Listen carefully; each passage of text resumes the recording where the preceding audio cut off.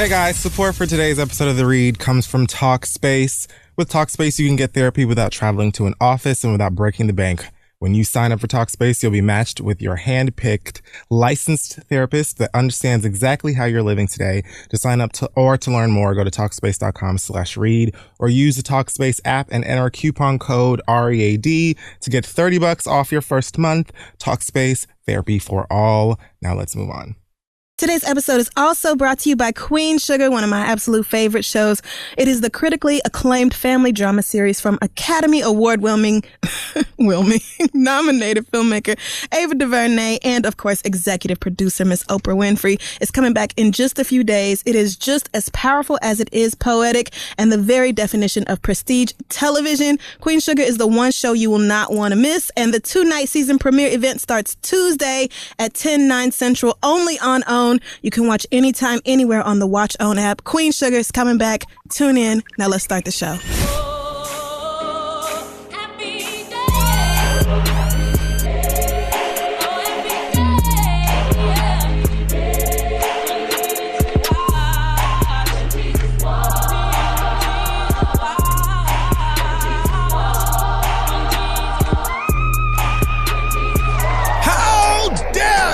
Enter the blanks lair, the impudence, the audacity, the unmitigated gall. You've called down the thunder. Now, get ready for the boom! Is it animated? No, but... Is it The Wiz? It's not animated. No, it isn't. That was awful. Okay. That was a terrible guess. That was a shit guess. It was pretty bad. Yeah. Okay, I don't know. I mean, close-ish. You know, it's So you took out whimsical. And whoever's lair it is. That gives away the answer. It does. Damn. Okay. I mean, they play it at least once a year. On BET? No. Damn. Definitely classic. It's not a nigga movie. Oh. I don't always do black films. You have such a thin layer. Oh, wow. It's not The Lion, the Witch, and the Wardrobe. I'm just going to let you have it. I mean, it's like adjacent. Okay. You know Sure, what? I'll why not? figure it. Somebody will tell me. Hey, guys. Amen. I can't be the star of that movie, actually. I'm not fond of what he's doing these days. I will be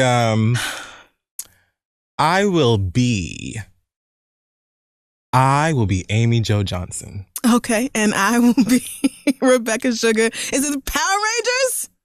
It's not the Power Rangers, Damn. but I just watched the new Power Rangers last night. Really? And so... Was it sticking with good? the girl. No. It was free-formy. Oh. It was what I thought it was going to be. Okay. It was a little edgier. It was very teen-esque and great effects. It wasn't terrible. I didn't hate it. Okay. That's almost a good review. Sure, why not? So, yeah. All right, well, this week on Black Excellence, I am dedicating it to Dr. Brandon Rogers, a friend of mine who passed away a few days ago, tragically.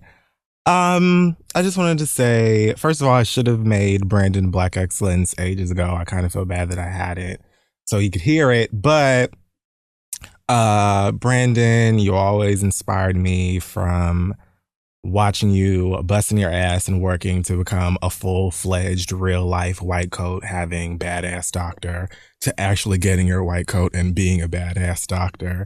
Like the hard work it took to get that and to maintain that and to work your ass off at all kinds of crazy hours, and then also dedicate time to the passion you had for making music and that incredible, crazy, like insane voice that God gave you, and following that, performing with Boyz II Men, going on America's Got Talent. Like, you just always really inspired me, and I don't even know if I really got to explain or express that to you, but Black Excellence definitely for me, and I know so many people are going to miss you, and God and the angels clearly, you know, needed a new lead, and they got it. So my heart goes out to your parents and your brother and sister and all your friends, and we'll miss you. That is really sweet. Rest in peace, Brandon. He sounds phenomenal. Always, never heard him say anything negative about anybody, never heard him say anything messy about anybody, was always positive, just helped people. And It's was really always the talented. saints, man. Yeah. It's always the truly good ones. Right. You know, we don't deserve them. Well, I'm sorry for your loss. But, yeah, you did great things while you were here. So Black excellence for me. Also, lots of great things going on at E3 in terms of Blackness. I might save that for another nerdy time, but shout out to Jesse Williams in a new video game. That was exciting to see. Oh, really? Yeah, and some other the new Assassin's Creed is starring a black person. I was going to say, I've been kind of following some tweets from E3, but then I also really don't get like any of it. Yeah, sure, that's fine. But somebody said there's going to be a console game for Steven Universe, which I think you told me a while back, but I'm very excited for that, hoping it comes out on the machine I have. The PlayStation 4? Yes, the PlayStation 4. It's definitely confirmed for that. Oh, okay. Well, then I can't wait. And it seems you beat the one that was on the iPad, phone. So it's kind of the same thing. Oh, okay. But I think it'll be way, way more characters and stuff. So and then playing it on the TV as opposed to playing it on your phone, all the graphics and stuff. I just started playing Life is Strange. Oh, okay. I'm on episode 3. Yeah. Well, I'll try not to spoil it for you, but, have you made any angsty white girl decisions yet? Plenty. Okay. Loads. That one's fun. It is. I have restarted Overcooked because it got too hard and I wanted to play it again, but I couldn't earn enough stars. So I just was like, reset. The Nintendo, you probably would have liked the Nintendo conference. Lots of things and people you would have recognized. Lots of Yoshis and Mario. Oh, yes. I know all Mario. Metroids and... No, not Metroid. Okay. Metroid. Let's dial it back. Kirby? Yes. Kirby was there and lots of those people. Yay. Yeah. See, I should have watched that one. All right. So today in Sick Sad World, you girls have been hankering for a long episode, and I think you're getting it today because we're jam packed. Okay. Starting with this just came out just a moment ago. Oh, okay. Fresh off the tweets. Madame Lenithia Charmaine Leaks. I don't know what her middle name is. Posted a photo on Instagram with. I need you to see the photo so we can both figure out what's Ooh, no. So this looks like one of the things she probably sold on QVC. Is that a candy peach? A shawl. She loves I have to pull it up shawl. on my computer. My God, that is bad. It's giving you an Earth, Wind, and Fire fringe at the bottom. Is that her QVC clothing line? I'm just assuming it is because it's giving you shawl. And she loves those, loves them. Especially with no sleeves. Oh, that is hideous. And then she has a glass of, I don't know if this is supposed to be peach prosecco, something like that. And then there's a peach on a lollipop in the cup. Right. See, that is so confusing. Yeah, that part confuses. That's the. Why is Nene not wearing anything under this shawl? Because she wants you to know that she's not too old to give you sex kitten. But this looks photoshopped. Cool. This looks like that picture of Steve Harvey that he don't have no shirt on. Oh, this is absolutely airbrushed. Yeah, none of this don't look like her neck or nothing. Absolutely. There's a lot of. What's wrong with that arm holding the glass? In fact, I wouldn't be surprised if they snatched this navel from somebody else right. and then just put it on top of her body. Just a bunch of hastily assumed body parts. Oh, that's not even news. The news. This photo was used to promote her new announcement. Caption, it says, "It's been a long process, but we finally reached an agreement. All hail the queen for season 10 of Real Housewives of Atlanta." Surprise, surprise, surprise. Yeah. Oh, the threat is back. I don't know what that's supposed to mean, but she hashtagged it. So huge surprise to no one. Right. Nene Leakes will be on the new season of Real Housewives of Atlanta.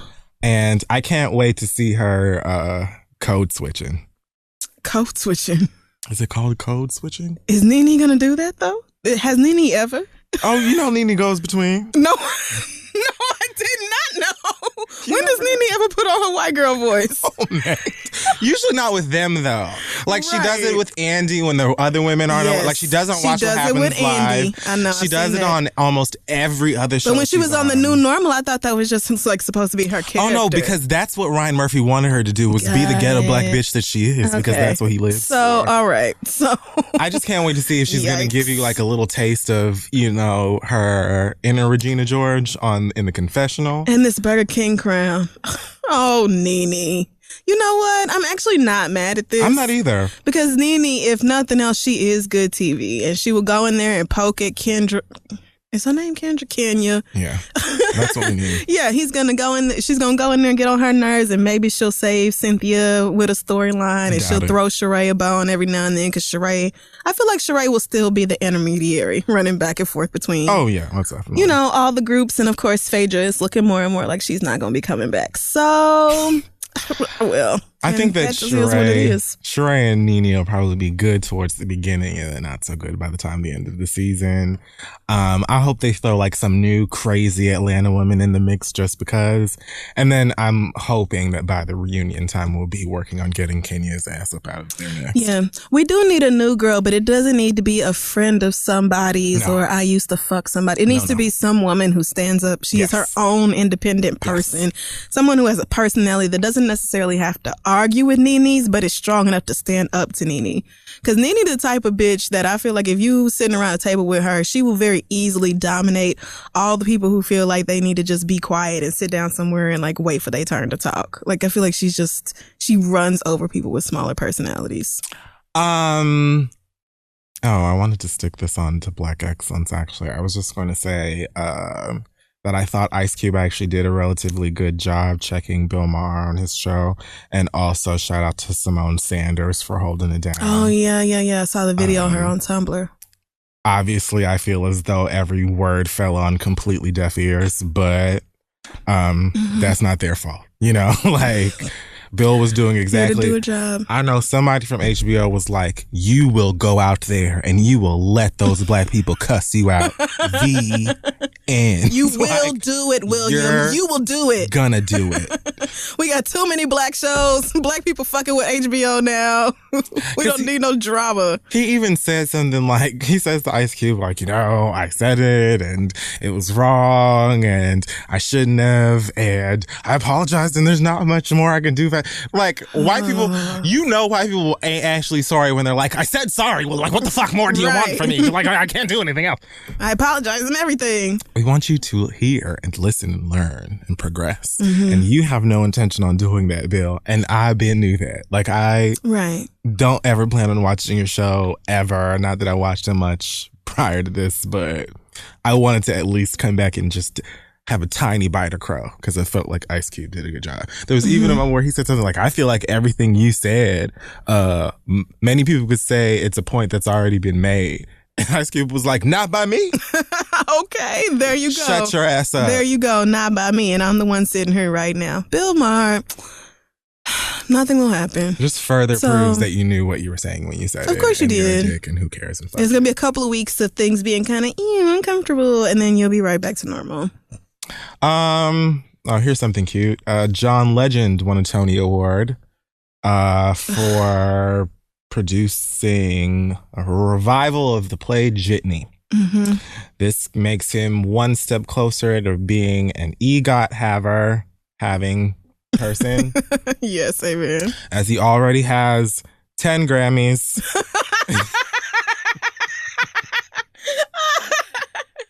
An Oscar for Glory from the Selma biopic. So I'm here for this. I am too. I hope he gets it. I don't know how he's gonna. Maybe produce a show on TV.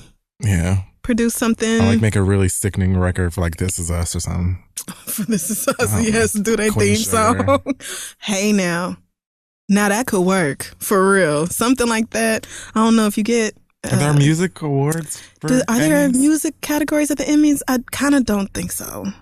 But I don't know. Figure it out, John. Whatever it takes. Him and that family, Chrissy and Luna. God damn, they are so adorable. Apparently, some people were upset with Chrissy the other day because she made a joke they thought wasn't funny. Did you see that? No, I didn't see whichever joke it was. She posted a picture of the baby. I guess that John posted first, and she left a caption that said, "Stealing John's photo. Who cares, babe? She's not his anyway." Or something like that. I was like, that's the kind of joke you make when you know good and damn well that's your baby. Exactly. What? And she talked about how she had fertility issues, and they went and they did like the whole sperm bank thing and all that. Like, not to mention the baby looks exactly like her goddamn daddy. Not to mention she's definitely like John here and Chrissy here. Just like, takes the teeth on the bottom. Right. That is so clearly John Legend's baby. What y'all mad at? It's only something to be mad at if who the child's daddy is really up for debate. Right. That's the only time to be angry. Fabulous the other day posted a picture of his son with, oh God, the fuck is his name? How could I forget it so easily? Basketball player, mixed, real beady eyes. Light skinned nigga. Carmelo? No. Real mix. He has to be mixed. We're right here. Who are you talking about? Oh, Blake Griffin. Oh. Blake Griffin does not play for the Knicks. I said he plays basketball, didn't he? Oh, I thought you said he plays for the Knicks.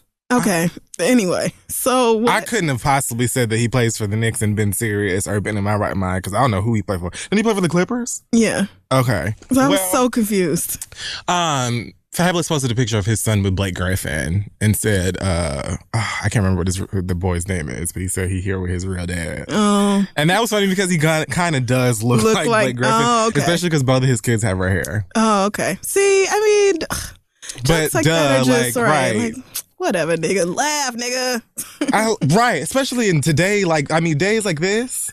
Take them where you can get them, bitch. My God. All the real news. We sitting up here watching the Attorney General lie in front of Congress. And y'all don't want to. Ugh. Child, no. What? Too much stress in this world. A shit show. It's just the thing that it's so frustrating about the government is that it's really just a battle between can you prove it or not? Yeah. That's it. Like, we know you know. Yeah. And we don't care. Like, find the evidence, find the proof. You won't. We burned it. Like, right. Do your best. Until then, we're going to fuck this shit up. Yeah. Stop us if you can. You can't. I can't answer that question because I'm not invoking executive privilege, but I talked to the president, so I can't answer that question. They're like, but that isn't a reason to not answer the question. Like, this isn't... Kamala Harris had to get him together, and then all of a sudden he was nervous and scared. She's my new fan. Oh, because a black woman actually made you answer questions and talk to you in a very pointed manner, and all of a sudden you nervous? What a little bitch. What? God damn, this whole government, they all gotta go. And a surprise that should also come as a surprise to no one. Okay. Yep. Yeah, we're just gonna keep it going. We're just gonna keep going. Keisha Knight Rudium is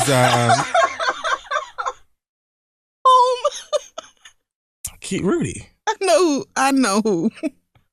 Guess what she's here promoting? A podcast where she will be, I don't remember the name of it or care. I mean, I know that I'm actually never going to tell you because I know that 1 or 2 or 3 or 10 of y'all are actually going to go look it up and listen to it. I just candidly, Keisha. I wasn't going to say. I mean, who cares? Like niggas were literally doing exactly what you just did as I was hoping you would. Oh, sorry. I don't want to be one of the people that leads y'all to actually go listen to this foolishness, but I also ain't nobody's hater, so go do what you want. However, it's not shocking to me that after Keisha Knight Pulliam showed up to court with Bill Cosby and was looking at us like, well, you gotta have love in your heart. If you don't have love, how you gonna love yourself for RuPaul? I mean, sure. Like, what, young lady? Right. Like, what the okay, and now she's opening up about her experience attending court last week on her podcast, Candidly Keisha. In the Eye of the Storm. But she will probably also talk about Lisa Wu's ex-husband and, the fact that you had that whole dalliance with Ed Hartwell of all people. Now apparently she wants him to go to jail. And he was like, well, you the one who was in the same company as a rapist, so maybe I don't want you around my child. Yikes! So here we go. But apparently this show is 2 years old, so... if y'all ain't been listening, y'all probably not about to start. That gagged me because I could have told you that this was brand new. No, I just found her page on iTunes and she started this June 2015. So literally 2 years old. Well, either way, she can have at it. When asked how she would feel if he got a guilty verdict or whatever, she said that she would cross that bridge when she got to it, but it wouldn't do anything. The love in her heart and blah, blah, blah. Whatever, Rudy. God bless you. Okay. Right. Don't care. So last week, something interesting was going on with Tiny T.I. Tamar.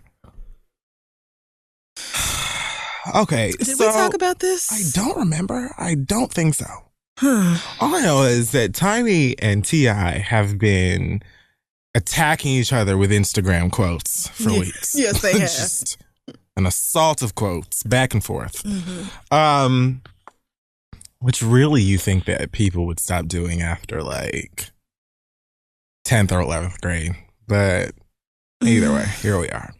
Somehow in all of that, I believe it was Tamar. No, T.I.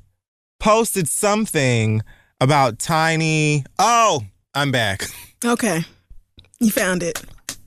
I had to go back in my Rolodex because it all leads to something fantastic. Well, I'm going to just try and do this trapped in the closet style and bring out like the extra because it's someone who I haven't mentioned yet. I'm listening. But it leads to a really great read. Okay. Either way. So it was Logan's birthday. And Tiny posted a photo. Is that Tamar's child? Yes. Okay. Tamar's son that looked just like his daddy. Yes, that's right. Tiny posted a photo saying happy birthday to him, so on and so forth. Now, Tiny and Tamar may have gotten into it a bit because the other day, Tiny's mama went off on her on Instagram saying how she don't say nothing to her grandbabies or she this, that, and the third. Cussed her out, put their business out there. Whatever. She revealed some sort of beef between Tiny and Tamar that who cares about besides Atlanta, maybe. Okay. And so after Tiny posts the picture saying happy birthday to Logan, I think it was T.I. who said something to them about how her and Tamar needed to work out their issues, and it was trying to encourage them to end their bitterness, which I found interesting for reasons we don't need to touch. Right. So that is when Tamar posts a picture, like a old throwback Thursday ass picture of Tiny and T.I. talking about like way back.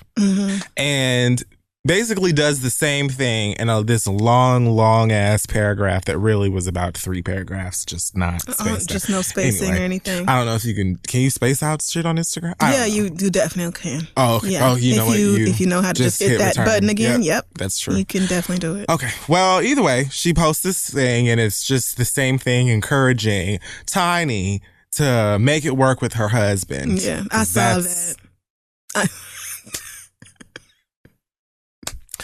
Anyway, somehow in that whole thing, she refers to Toya as paperback Toya. This is Toya Wright, Lil Wayne's first baby mama, Reginae's mama.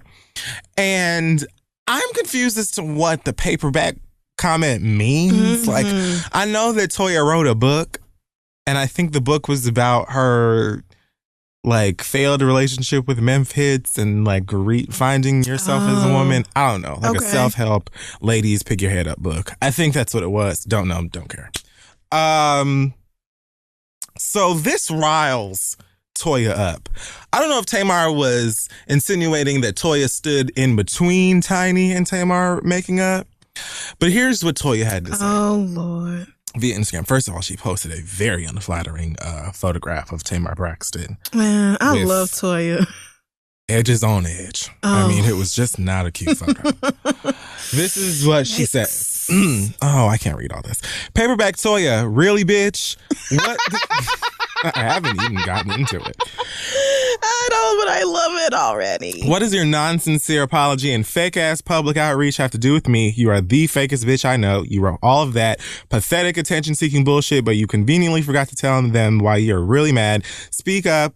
Tell them why you and your so-called best friend of 19 years fell out. Why didn't you tell them how petty you really are? What type of bitch gets mad because a friend posts a birthday message about another friend? I guess that's it. I have your answer, though. The same petty-ass bitch that got mad at everyone who went on the Real Talk show that she was fired from. Now, I believe it was like Toya, Tiny, I think Candy, a couple of other people got followed by Tamar Yadal after they fired her ass. That's what she's talking about. Okay.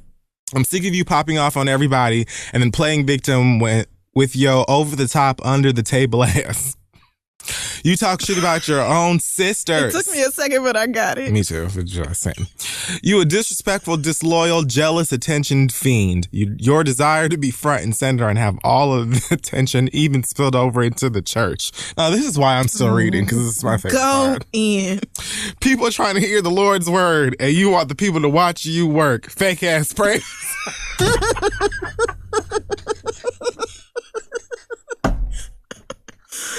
Woo, Toya is so Southern. Oh, fake ass praise. Fuck you all days and always. Love always. Paperback Toya. My new book will be dropping in July.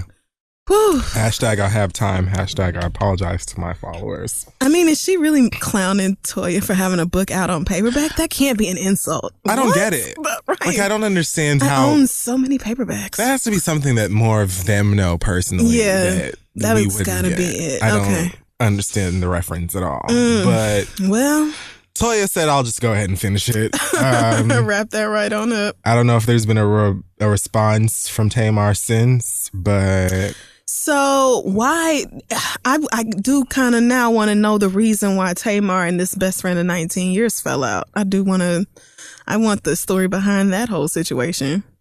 I don't care. I just kind of had fun with that caption. Okay. Fake ass praise.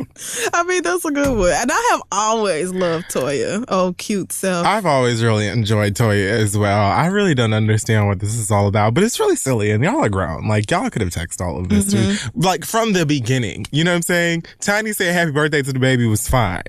Especially because I don't know if she referred to herself as the child's godparent. I think there was lots of godmoms rolling around, but that should be a testament to how close they were or whatever. So I don't think that was weird, but I did think it was strange that T.I. came out of nowhere, especially in the middle of all of the bullshit that we've been discussing with you and your wife, to then encourage her and her friend to be friends again or whatever. And then here come Tiny with her whole ass dissertation about why T.I. and Tiny should get back together. Like, that's a healthy decision. Like, so you definitely, I mean, like, yes, Tamar. Like, so you definitely ain't you never been my friend, girl, because you want me to get back with that nigga? Right. And to be like, oh, I'm just, same thing Tip was doing, encouraging people to get over their differences. And I just hate to see a relationship break up after so long. Bitch, have you not been paying any attention, though? Because even the people who but even the people who don't know Tiny, who seriously only know Tiny through like magazines in the 90s and her old music and then being on reality TV today, still can see that she is much better off without T.I. So why would you post some shit like that on Instagram? And all of y'all, I would have never thought when Instagram dropped, you could tell me that 40-year-old black people would be beefing on Instagram like this. I could have never envisioned it. Grow up. I forgot until the other day that Instagram used to be only on iPhone at one point. Was it? Like, when it first came out, remember it was only on iPhone? And then when it came out that it was going to be compatible with Android too, iPhone with their uppity ass users was like, oh, why y'all letting our Android users use Instagram? I do remember that.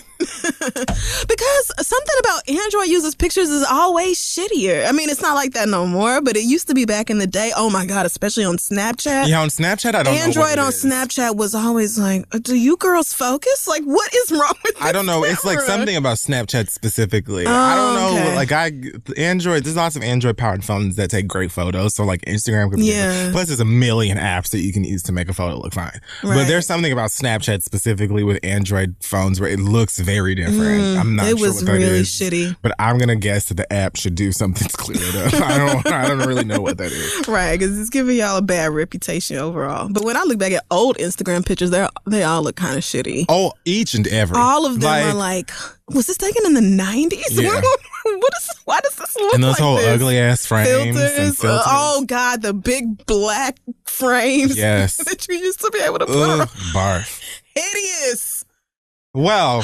Everybody grows up. Moving on down. So Nicki Minaj and Remy Ma still don't like each other. Okay. Let's see where we're at with things now. So first of all, Nicki Minaj will be appearing on 2 Chainz's upcoming album, Pretty Girls Like Trap Music. Okay. On a record called Realize, track 6, in case the song is out now. I mean, the album's out now, and you decide you want to just go jump over there and take a quick listen. On so record, the song is out. No, the album's not out yet. It comes out on June 16th, which I believe is Friday. So okay, if you're listening to this by tomorrow, then, right, you should, have access to the record if you're just rushing to hear it. I don't think that you need to. I'm just letting you know now. Okay. We'll go over it. Okay. On her verse, Nicki says the following at some point: "I've been winning 8 years consistently, at least respect it. Papoose wrote an Ether record, but I broke a Aretha record. See, this is chestnut checkers. You cannot check the checkers. Did Nas clear that Ether record? Nah, but I wrote a Aretha record." So you just... I broke a Aretha record. Right. So you said that twice? Yeah. The thing about Aretha record is in there twice? Okay. Honestly, I thought she was going to do a realize thing. So I'm just... I didn't hear the complete verse. This was just released during like a listening session or something that 2 Chainz was having. I don't even believe Nicki was there.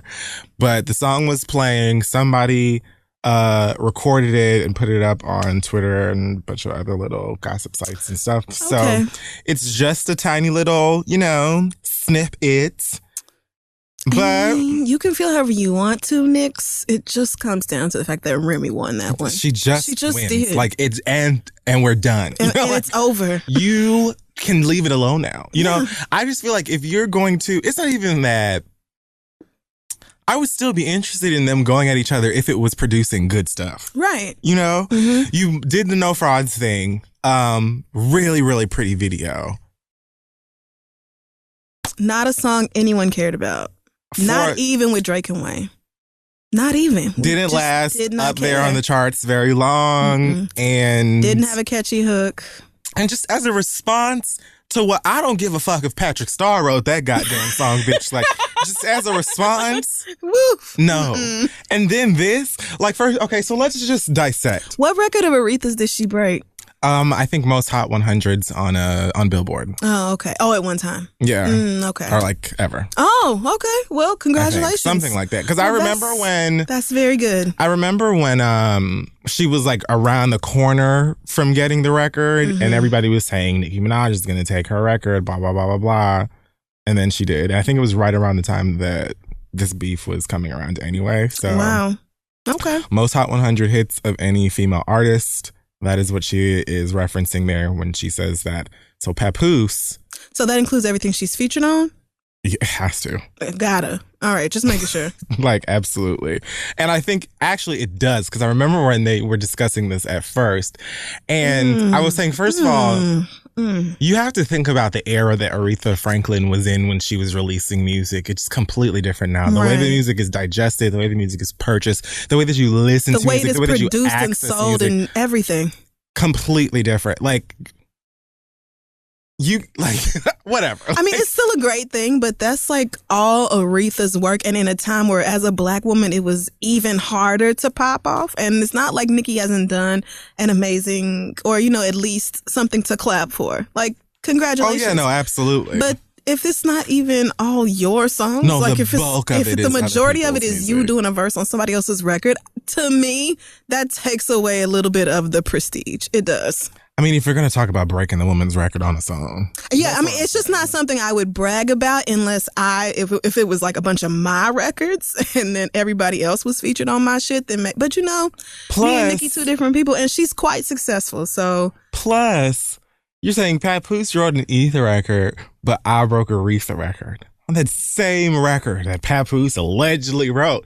We already discussed how don't nobody give a fuck about breaking records and all of that number shit. Like, you're still addressing this song and you're not rapping better than it. So nobody cares. Like, stop talking about it. I just don't, you know what I'm saying? And it's not even that. I don't feel like she could reduce something that I'd be like, yikes, now that was hot. It's just like she doesn't want to. Right. It's like she just refuses or is incapable. It's one or the other. So... But okay, congratulations anyway. From the other side of things, Summer Jam was this weekend, or I think it was Sunday. Yeah. Oh, speaking of which, congratulations to Carly Hustle on her engagement. Yay! Congrats, Carly. So you and Harp's other parent got engaged on the Summer Jam stage. I just call them Harp's parents because that's really what it all boils down to. Really, like, this is what we came for. Like, I'd be going on her Instagram, like, I mean, cute picture of you and your man, but like, where's the baby? Harp, and then I'll be like, oh yeah, Harp has her own Instagram. Oh yes. Let me go check her out.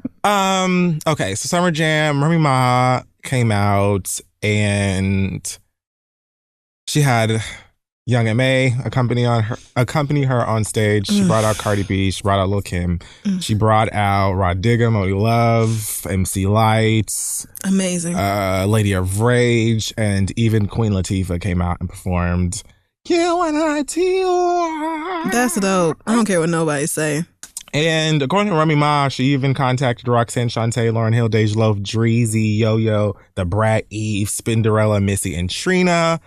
They could not make it due to travel and or prior engagements. I know Missy was running around doing auditions for, I'm not sure if it's a video, a tour, or what. I know. I saw the flyer. I was like, somebody out there has been practicing at home and this is their moment. Trina had, being Trina this weekend on TV, letting the girls know about her whole entire story and rise into legendary status and being that bitch simply. Eve was probably just somewhere being wealthy with her white husband and, the like. So, that was nice to see all of those women on stage together supporting each other. And she very quickly... A bunch of legends. Got to scoot them off and jump right into Fuck Nicki Minaj and perform Sheetha. And it was like, here we are again. Like, we're right back. Every time I hear you wore a pink diamond chicken wing chain, it takes me right back out. You had a left beehive on your head. Like, it's funny immediately. It takes me right back out. She didn't do the whole song. She just maybe did like first. Well, good, because it's a 7.5 minute song. Right. So, yeah.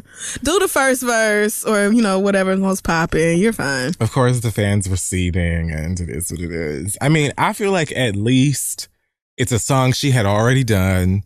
It was Summer Jam, so that's kind of tradition. Yeah. And she released a remix to Mask Off the other day and kind of said that she was going to do this. So it was like, whatever. She put Nicki face up on the screen like she was like having an obituary. It was just... Yeah.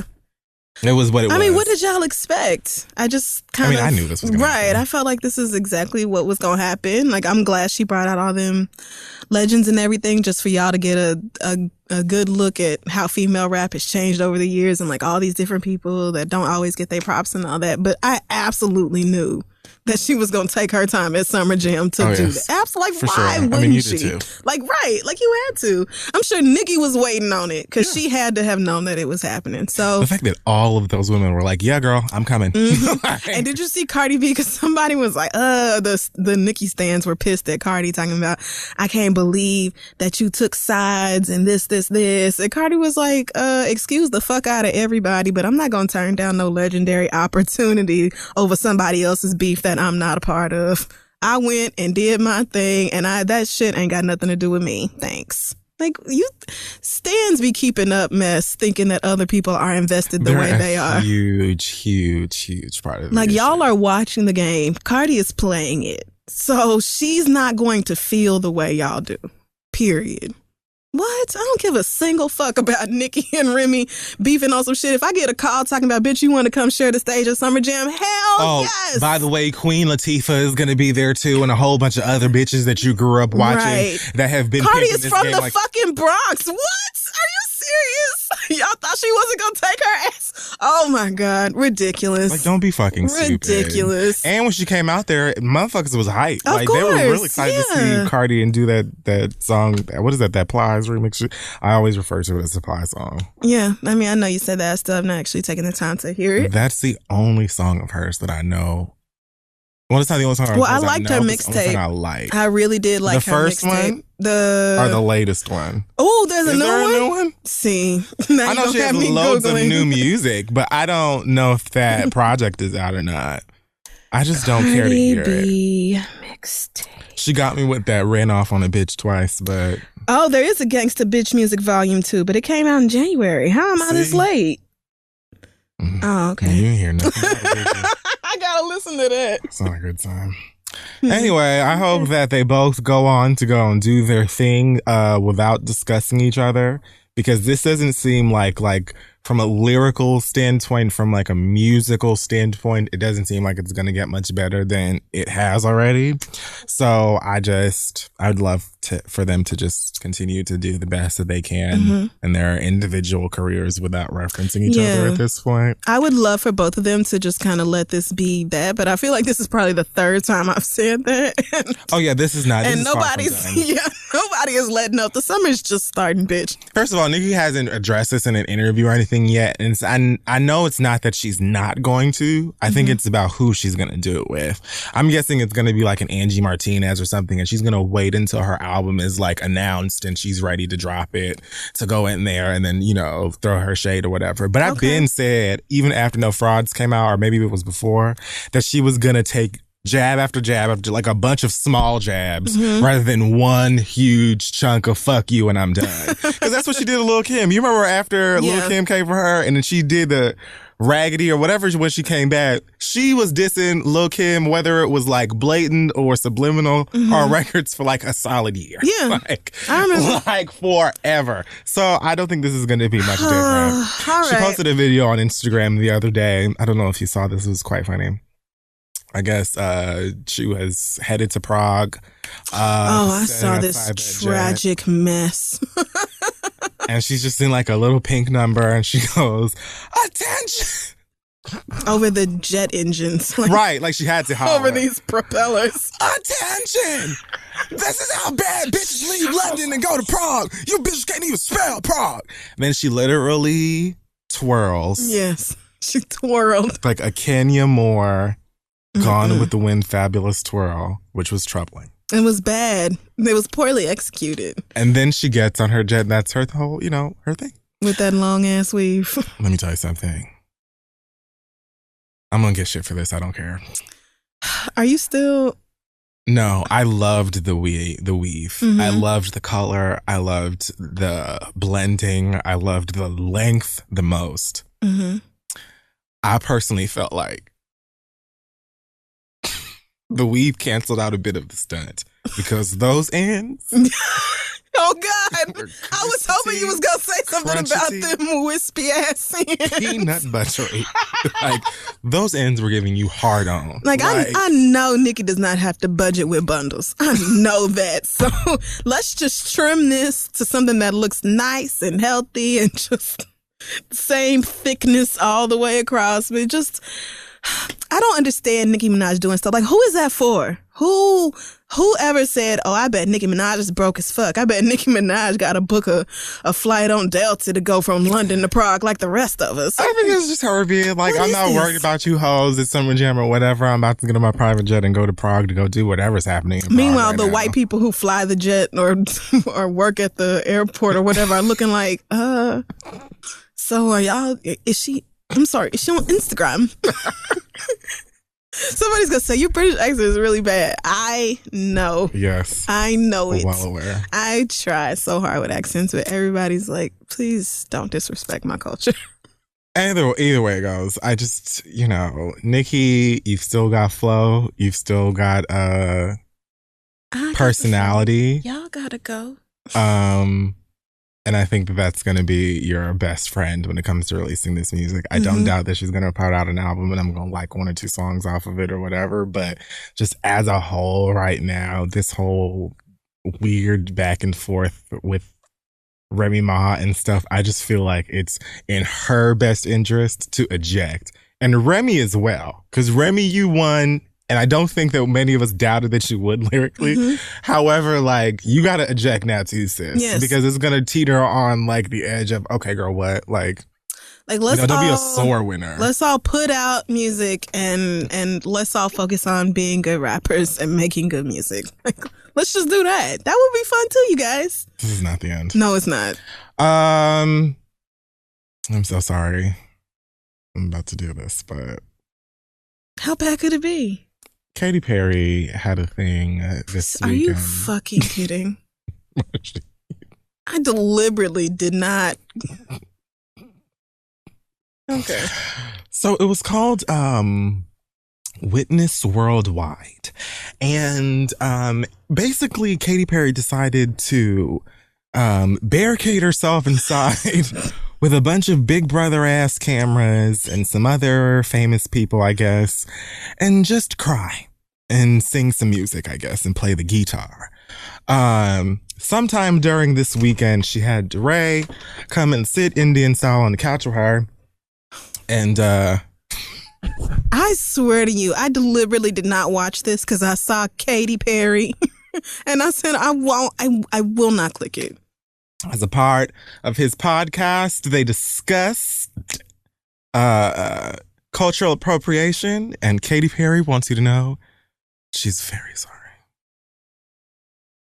I actually don't even remember if she apologized or not, but she basically said that she had a friend, a lady friend of hers, who helped her through her cultural appropriation, and she listened to them. She said, I won't ever understand some of those things because of who I am. Yeah. I will never understand, right, but Catherine. I can educate myself. And that's what I'm trying to do along the way. And she talked about them braids. She talked about the time that I don't remember what award show it was where she performed. And she had I think she was wearing a kimono and had a whole bunch of Asian women dancing in kimonos. Shit.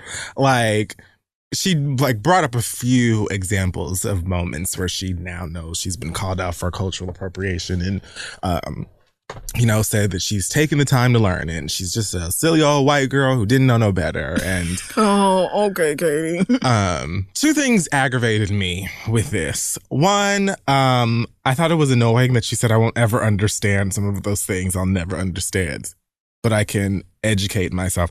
The whole point of educating yourself is so you'll understand. Don't say you'll never understand. We want you to understand. That's why the fuck we keep yelling at you so very, very loud so you can hear us. I thought she meant she wouldn't understand racism or something like that. She's talking about everything. Cultural appropriation, her involvement in it, and everything just being to do with people of color. Okay. You know what I'm saying? Just why I can't wear my hair like this. Why I can't appreciate put a grill Japanese culture the way I want. All of that.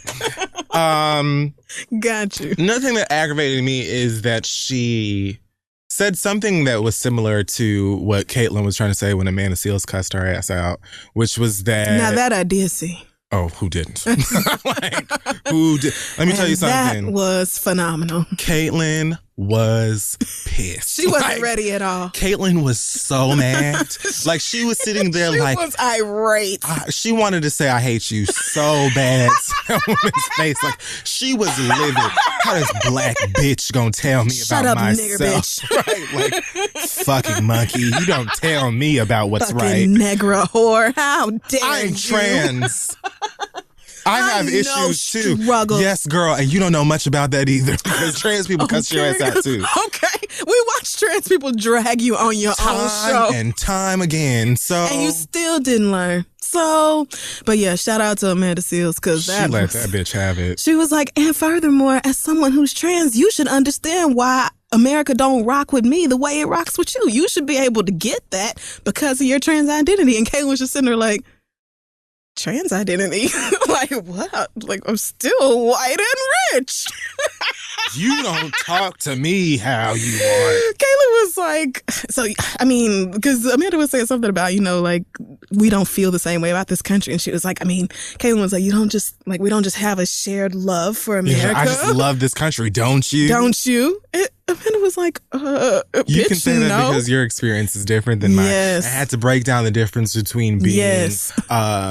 What is she? Hostile between hostility and being passionate about what you're talking about. And I feel like Katy Perry did something similar in saying that, you know, it's hard to digest, you know, the issue and whatnot when people are coming at you like that. And she basically needed for somebody to say with love, bitch, you wrong as hell, and sit your ass down somewhere. Yeah. Like, girl, listen, let me explain something to you. Let me break something down for you. We tired of being nice to y'all. We've been trying to do that shit for hundreds of motherfucking years. We ain't gonna do it no more. We gonna yell, and then hopefully you have a woke white friend who loves you, who will break down and translate that shit to you in an old strawberry shortcake ass way so you'll feel better about yourself. Right. We're not gonna be holding your hands and babying you and walking you through and spoon feeding you through your ignorance, girl. And furthermore, you're a full grown ass white woman with the same haircut that Miley Cyrus had when you cussed her ass out. So don't act like you ain't ever heard half this shit before. You could have understood. You could have taken the time to try and get it. You didn't. I mean, look at the house. Look at the children that you kind of helped raise part-time. I guess you were kind of there sometimes. But look at all of them. Like, you didn't learn anything through the experiences of these Kardashian girls brought in a truckload of black men, and at no point did you start thinking about how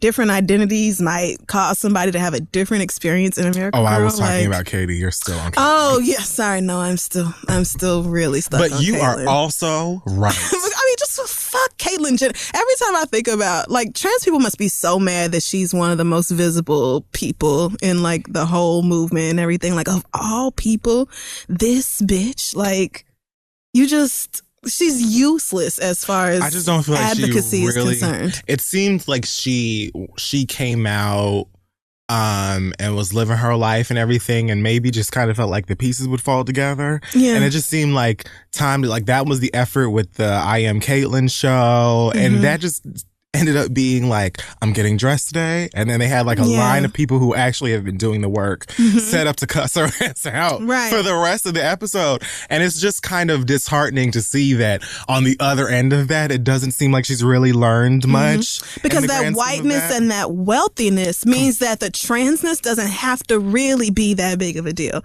She doesn't face all the problems that everybody else does. Like, she has some of it, but, like, you know, trans people make it so much less than everybody else, or having higher rates of homelessness and shit like that. Explained to her. She doesn't get it. She's like, well, I'm trans and I have got a great life. Again, it reminds me a lot of white gay men and how they will be racist as fuck to your motherfucking face. And then when you cuss them out, they're like, but I'm gay. Right, like, I understand my life has been no crystal. Like, I'm a minority.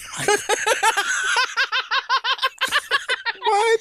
I was reading something the other day that says funding to a lot of LGBT organizations has dropped off since marriage equality because that's what rich white gays were worried about. And so now that they have their equality, they're like, peace to the rest of y'all. Understand, like, y'all have like really high suicide rates and you guys don't get hired or something. Yikes, sounds kind of scary, girls. Good luck out there. Like, it's really all about them. It's just, and Caitlyn is no different. Caitlyn has spent so many years in society the way she did. She's still rich. She's still white. She's not going to change. Never mind. Don't do that. Don't want to hear about her anymore. No, but I am glad that a black girl got in that ass. I am so glad. To her face. Yes. And there were cameras around so I could watch it. She was like, I'm not gonna sit here and stare and then tweet at you about it later, bitch. I'm about to get in that ass right Black excellence for you as well. Insecure season 2, July 23rd. That's right. Or that's the 21st. No, I think it's the 23rd. Yeah, it is. Yeah, the trailer came out, but I haven't watched it yet. I'm saving it. So either way, all of the whole, like, tier, I'm just a simple white woman. Go on somewhere with that. Like, I don't really feel like a lot of y'all are making a concrete effort to try the way that you think that you are. And there's this real frustrating disconnect between these types of white people and people of color or different cultures who are trying to explain to y'all why you're wrong over and over again. Like, do you think about it from the perspective of people who have to say this like 5 times a month to some dumb celebrity all year, every year? Like, we do this all the time. And then not only, like, we have to deal with the percentage of y'all who want to cry about us not saying it nicely. That's just y'all. Like, that's just the few people who are actually act like they're trying and blah, blah, blah. We're not even discussing the motherfuckers who will look at us to our face and be like, well, we don't see the fucking problem and you should be glad that we appreciate this, that, and the culture. And there's nothing wrong. And cultural appropriation isn't a real thing. Like, even Whoopi Goldberg black ass was belittling cultural appropriation on the fucking View. So we have to deal with pushback from people who are already trying to like act like there's nothing wrong with what these people are doing and that we're just bitching and moaning and complaining about something meaningless again. But you want for us to be extra nice when we say it to you and not be so hostile. Oh, yeah, we can't breathe. Did she They're find killing us herself every day. some meek-mannered, soft-spoken black woman to be like, Katie, dear, this is why what you said was wrong? Like, is that what happened? She just said a friend of hers. I don't think she referred to the person's race. So I don't know if it was a white woman, black woman, green woman, purple Gotcha. woman. I don't know what this woman's color was, but she just said it was a friend of hers who pulled her aside with love and was like, girl, let me tell you why you're wrong. And I mean, if that helps you get a few steps forward, fine. But don't expect for every time you do something ignorant that people of other races and cultures and ethnicities are just going to, approach you with love. Right. We don't have to. I don't even buy your music. Yeah. So what the fuck? I mean, and there are people who can be like, oh, okay, you said this and you've learned. I'm going to give you a chance to see where you go. And there are going to be people who are like, I don't care. Fuck her. Music's not good enough for me to give a shit. And I'm just never going to be here for that bitch. And both of those are fine. You can pick whichever one you feel good with. I personally don't have to give Katy Perry in addition to, because I just do not fuck with her music. I don't like it. So. And she has a couple of songs in her catalog. that I Yeah. think Oh, are she cute. does. But I'm like, I wouldn't buy a body of her work. Yeah. Just because it's not for me personally. I would just buy the singles that I like, and that would be that. Right. Katy Perry has never been for me, and so that is also fine. If you girls care, go right on ahead and care. And again, I don't hate Katy Perry. I just don't care about her. Like, I don't care about her. Like, I don't like Taylor Swift. That is complete. Because Taylor Swift, I feel like not only does she not get it, and she has been accused of it, she will come full force at you about how dare you treat white women this way. Taylor gets it, and she don't care because how dare you talk to me like that? you I am a white woman Ever in America. disrespect one dirty blonde strand of hair That's on my right. head. You monkey. Taylor Rose Swift is not having y'all shit. Did you see she put her music on Spotify the same night? day? Yes. Now, had she actually taken a spot above Katy, that would have been crazy. I think Katy still came out at number one, but like, had the Taylor Army, I don't know what they call themselves, had they actually mobilized to do something about that, I probably would have fell out laughing.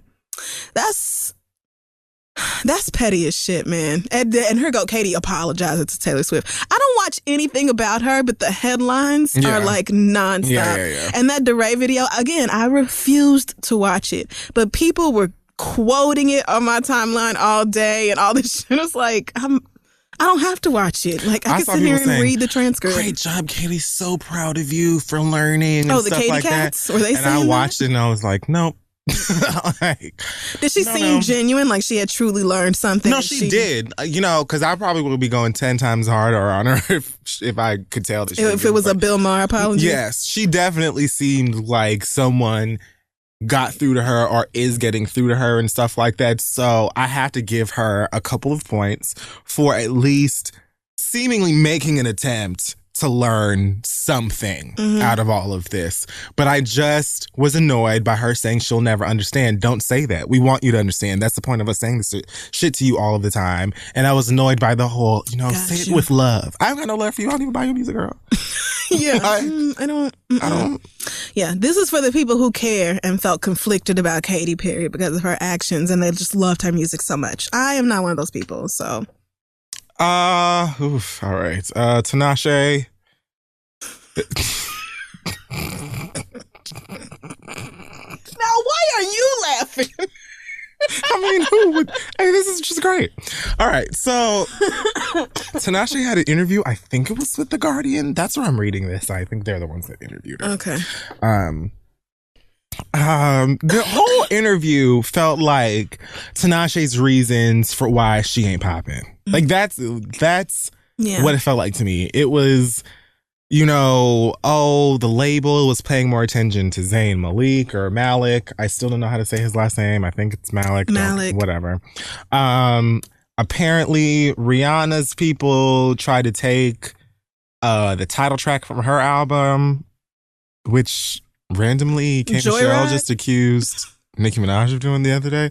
But yes, Joyride is the name of it. Okay. I think she may have got it back or something. I don't know. But there's a whole lot of woe is me stuff in here. Although I did appreciate that she clearly seems very determined. Like, she's very clear on not having a plan B, and she's going to make it one way or the next. She's going to do what she wants to do. It says that the background image on her phone is a generic photo of a Grammy. Yeah, I saw that. And it will stay like that until she can swap it for one of her own, it says here. Now, the reason that I'm bringing this up is because now, when the internet approached me about this story, they were saying that Tinashe was blaming the Black community for having a part in her lack of success, saying that the Black community doesn't fully accept her because she's light-skinned and mixed. Now, when I read the article myself, it didn't seem like that's what she was saying. It seemed like first of all, she said that if you're a Black woman in the music industry, you either Beyonce or Rihanna, or basically they don't see you. And then they were talking about her experiences like in school and stuff. And that was like the typical Claudia Jordan story of I'm mixed and so I don't really know where I fit in. And I feel like Black people kind of judged me and stuff, which I've always found interesting because most people that I know who are mixed, like biracial, whatever, and have Black blood, I usually just look at them as Black. Half the time I don't even remember they mixed. So like, I didn't know that she has a father from Zimbabwe and her mom is Danish. Yeah. I didn't know. I thought she was just light skinned. Oh no, I figured she was mixed, but I think when people talk about, life was so hard for me, growing up because I was mixed and everybody was like mean to me about it. I feel like that's usually coming from people who are like fighting back against a culture that tells them something is wrong with them because they don't look like you are held up as the standard of Blackness and they are shitted on for the way they look. But that's Tinashe's experience, and she's allowed to have her experiences. Absolutely. You're allowed to have gone through some shit and have hurt feelings and people were mean to you. Like, that's all real. You can have that. I'm not trying to dispute none of that. Like, all of that is fine. All I'm saying is that after reading this shit myself, it did not seem to me that she didn't seem like she was blaming the Black community for her not having a Grammy or whatever. It seemed like that was just another thing she was saying, like, oh, life ain't been easy for me being light skinned, niggas don't really like me sometimes, and some of the dark skinned girls with plats used to steal my textbooks or whatever. So that just kind of bitch think you cute. I mean, I do know a lot of girls used to do that, and I know, and I do know a lot of light skinned girls who thought they was cute. Oh, both. Like, I know that. But I'm just saying myself, I've never really understood that fully, just because most people, if I see you, if you're, have Black blood in you, you clearly Black, and you identify with that as well. If you call yourself Black, I'm going to call you Black. Right. Like, I'm not going to go out of my way to call you mixed if you tell me that you're Black and one of your parents is white. Like, I'm not, because I don't care. Clearly, you grew up as Black in this society, and I get it. So, yes, like, fine. She mentioned something about colorism in the Black community, but I don't even think she was saying it like colorism is the reason nobody likes me. Yeah, no. She was not saying it from the perspective of us, the community, as consumers. Yeah. It was more so just niggas haven't always been nice to me because I'm biracial or whatever. Right, and it's confusing sometimes, like, right, because I am one of you. Okay. And I totally get that. Yeah. And I feel like you should, but that's your thing. You should have love and appreciation for every side of you. I don't think that you should feel, like you just fully Black and your white part is nothing. Like, again, like you said, that's her experience and she's free to experience it, feel it, express her thoughts on it however she wants to. Yep. So that just leads me with, okay, so then what are we talking about here? Like, right. Why So, what is Tinashe's problem? Right. So that brings us back to the question of, so why hasn't Tinashe popped? And I think it is just I wish that. Asante was here. Right. Oh, Lord. Because he would have a couple of answers. We talk about this all the time. Oh, see. I just feel like she doesn't. Her should be all over the place. Like her Aquarius album, which was the first album I had listened to from her, I felt like that shit was more mixed than she is. And I did not like it. It was like, and lots of her fans were like, no, Fury, you have to listen to her mixtapes and stuff first. Oh, and she has mixtapes. She had like maybe 2 mixtapes, maybe 3 that had come out before her, 2 on and all that stuff. Oh, yeah. And those albums are mixtapes. They're better than Aquarius is. And they just feel more cohesive. Aquarius felt like she was making the music that she wanted to make and that she had been making. But then the label was also like, all right, well, which one's our hit? And Girl You Can Dance Too, so let's get you in the studio. No, she can dance. With Schoolboy Q or whoever. And it just is always feel all over the place. And then she like puts out some records and it's like either the song is good and the video trash, or the video is cute and then the song is dumb. Like I remember she had this song with Young Thug called Party Favors, and I felt like, you know, it was a cute little upbeat bop. And I thought she was going to give you like some colors and dance in the video. And then the video ended up looking like a meth den. Like it was just like, I didn't get it. It was just weird. And then she had another song with Chris Brown called Player. And okay, again, you know Tinashe could dance. Yeah. Most people who have heard of Tinashe or seen the Tinashe video probably know that she can dance. Yes. If you know anything about Chris Brown, you know that nigga could dance. So you would think that in this video, these two are going to be dancing like crazy. Yeah, choreography would be crazy. No! She had like, here was what was crazy about that video. It was like they were... Like that's a wasted opportunity. Crystal... Y'all could have capitalized off of the strength of that video. Not only did they not dance together, the whole video was like her battling other dancers, and it was almost set up like it was a video game. So she would like dance with this one guy and then she beats him, and then she danced with like another guy and then maybe a girl or something, and Chris Brown is supposed to be like a final boss. So she literally has these elaborate dance routines, this crazy choreography with 3 other dancers, and then she gets up with Chris Brown and they just start grinding. And I was like, I think he like picks her up at one point and spins her around, but there was like no actual choreography. No, bitch, it was supposed to be an extended dance sequence. What? I'm like, what? I'm thinking, oh, this sounds like a great idea. And then there's like a final dance off with Chris. Yes, it's gonna be lit. Wow. And they did nothing. Like grinding? What? Humping?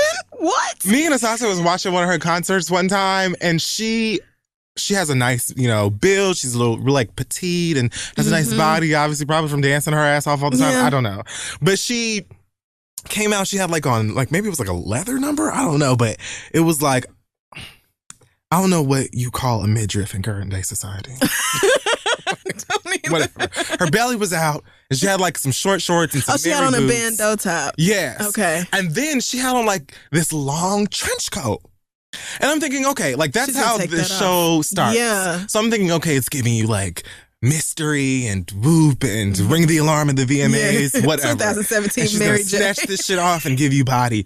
She performed in that goddamn trench coat for like 5-6 songs. I was like, girl, take this shit off. What? And then she finally takes it off. How did she dance in the for coat? I mean, she still was able to hit her marks. That bitch can dance. And she has a cute voice and she's gorgeous. So she's got the ingredients. I feel like it's just, she needs like a creative director or somebody to be like, no, or take that off or do this. Yeah, I've seen some photos of her doing really weird shit, like pretending to lick tiny toilets, and she takes like these really weirdly suggestive photos all the time. It's just like, what are you she's like selling lighting us? her tongue on fire. Like, what are you doing? And then the cover for Ride of Your Life, which is another song I like, she's got like a toy truck in her mouth or something. Right. And it's like, so what is this? I'm just trying to like get her.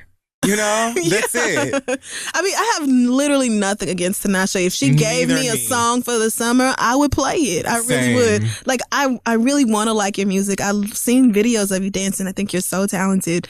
But other than that 2 On song, I can't tell you another Tinashe song that I just was like. And I tried Aquarius for Asante. Because when he's like, please give this person a try, I do it. And that's how I got on the Big Sean, but I could not with Aquarius. One of her mixtapes prior to Aquarius is actually really good, I felt like, from beginning to end, but I don't think she's put out anything since then that I've listened to the whole thing and been like, this is a great cohesive album from start to finish. It was quite consistent and I enjoyed it. It feels like it's a struggle between her trying to make what she want to make and, like I said, her label being like, no, we want you to have a number 1 album and we want you to dance like Sierra and look like Beyonce and make music like Rihanna and just be Sienna. I mean, and I think you could do it in your own way. Like, you don't really have to make Rihanna's music, but if you put out something that niggas can dance to, like, you have it. You have everything else. So it sounds like she's not going to stop till she gets what she wants. So which is great. I hope she figures out the sound that works for her and her fans. She just got to get that recipe down. Yep. Because she's got everything else. She does. So good luck to Tinashe. But for y'all who were ready to rip her ass in half over this, I just go read it. Because I haven't read like a response from her or anything if she has responded to the backlash. But I just read this with like the tiny bit of knowledge I have with words and like definitions and stuff. And maybe it did frame the comment in a way to set her up, but I didn't feel like that after I read it. So. Well, I just did not really care enough to look till just now, and even still, I've only skimmed it. But I think the tweet that promoted it made it sound like Tinashe blames the Black community for low sales because she's light-skinned and mixed. Right. And so, confusing tweets plus niggas stay mad equals you about to get dragged. So... Last but not least, I think the Amber Rose Slut Walk is in September or October or something. So I don't know if promotion has already begun. But the other day, Amber Rose posted a photo on Instagram of herself in just a little light jackety moment or something. Like a black bikini top, and that's nothing it. Like pussy and some fur. Like that was it. That was it. A full frontal photograph of Am on Instagram with her burning bush right there for everyone to see. It has since been removed. Of course. But not before plenty of people got screenshots, made memes. And now there's even an Amber Rose challenge of some sort where people are recreating the photo in all sorts of ridiculous, obnoxious, hilarious ways. Of course. The internet. you know what? In the name of feminism, ladies first. I don't know. Well, so Amber Rose does this. Yeah. This is not new. At all. And of course it's for attention, because if she is trying to raise awareness for her slut walk, which I still can't tell if Amber Rose is like seriously trying to be a feminist with this or Thank not. you. I oh my still God. can't really figure that part out. I'm so glad you said it first. Thank you. Because it still kind of feels like you're trying to... I don't know, girl. The empowerment behind this doesn't feel like it's been fully fleshed out.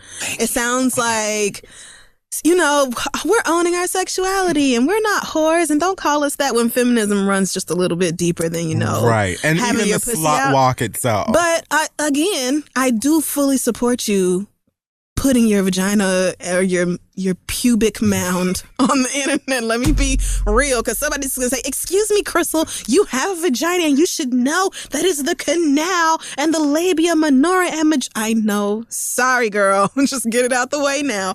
Like, Amber Rose can be free to do that, and that is fine and all that. I just don't think Amber Rose is a feminist in a way that is going to make a profound or real change in girls' lives. Thank you. That's all I'm saying. That's all. Thank you. That's all. This is exactly why I had to volley that shit over to you first, because I was like, I don't want to speak from a place. Because here go the man talking privilege. about this bitch. No, I don't have a problem. I was not surprised by that picture being on Instagram at all. I was actually more surprised that when it got deleted, she posted a picture or a little clip on Instagram with a caption that says, when IG deletes your fire ass feminist post, but you really don't give a fuck because everyone picked it up already. Hashtag Amber Rose slut walk. Hashtag bring back the bush. So my thing was like, girl, you really thought you was going to put your pussy on Instagram you know and then we're going to leave it there? Bare genitals on Instagram. You know good and damn well that violates the terms of service. So what I wanted to say, and I feel more comfortable in saying now, is that it's not that I don't think Amber Rose is a feminist or, you know, means it or whatever. I just feel like a lot of her behavior behind the fight for feminism is questionable. Because I just don't like, if you would have put that shit on Snapchat, Twitter, even Tumblr. Oh, it was on Twitter. Like, they would have, I don't know what the policy for nudity and stuff is like that on those applications, but I know there is hardcore porn on Twitter, know it's fine on Snapchat, Tumblr. and on Tumblr. Yeah. So putting it on Instagram and then being like, if she would have put it on Instagram and they would have snatched it and then she would have been like Kiki, then I would have been like, okay, you know, Amber Rose is just being Amber Rose. But you being like, you know, the fact that they deleted it and acting all aggy about this shit, like, girl, you know you can't put your fucking vulva on the gram. They would have deleted any random bitch who did that, though, Amber. That's not you. That's not an anti-feminist thing. That's a no bare genitals on Instagram thing. That is not, you know, taking away your right to express yourself and your sexuality and all this. Like, you are absolutely free to do that, but Instagram is not your platform. I just really hope that with all of this discussion and feminism and the fighting and the walking and all of the basketball wives being there and all of that shit, I hope that a lot of the girls, a lot of the women who really struggle with derogatory labels, who may have been like assaulted or harassed and dealt with victim blaming or actual attacks or anything, like, I hope the people who are following this stuff are doing more research or getting more information than just from Amber Rose. Because it just simply feels to me like Amber just does a little extra stuff like this sometimes that I don't even mind. But then when people say, girl, you're being kind of extra, then she's like, so you're saying I'm a slut? Because I'm a feminist and we are allowed to do this. And I was simply saying, women, you don't have to shave your bush if you don't want to. Although the last time I saw Amber's pussy, it was bald like she is. Yeah. But it was. If it's not now, cool. I just feel like, I don't know.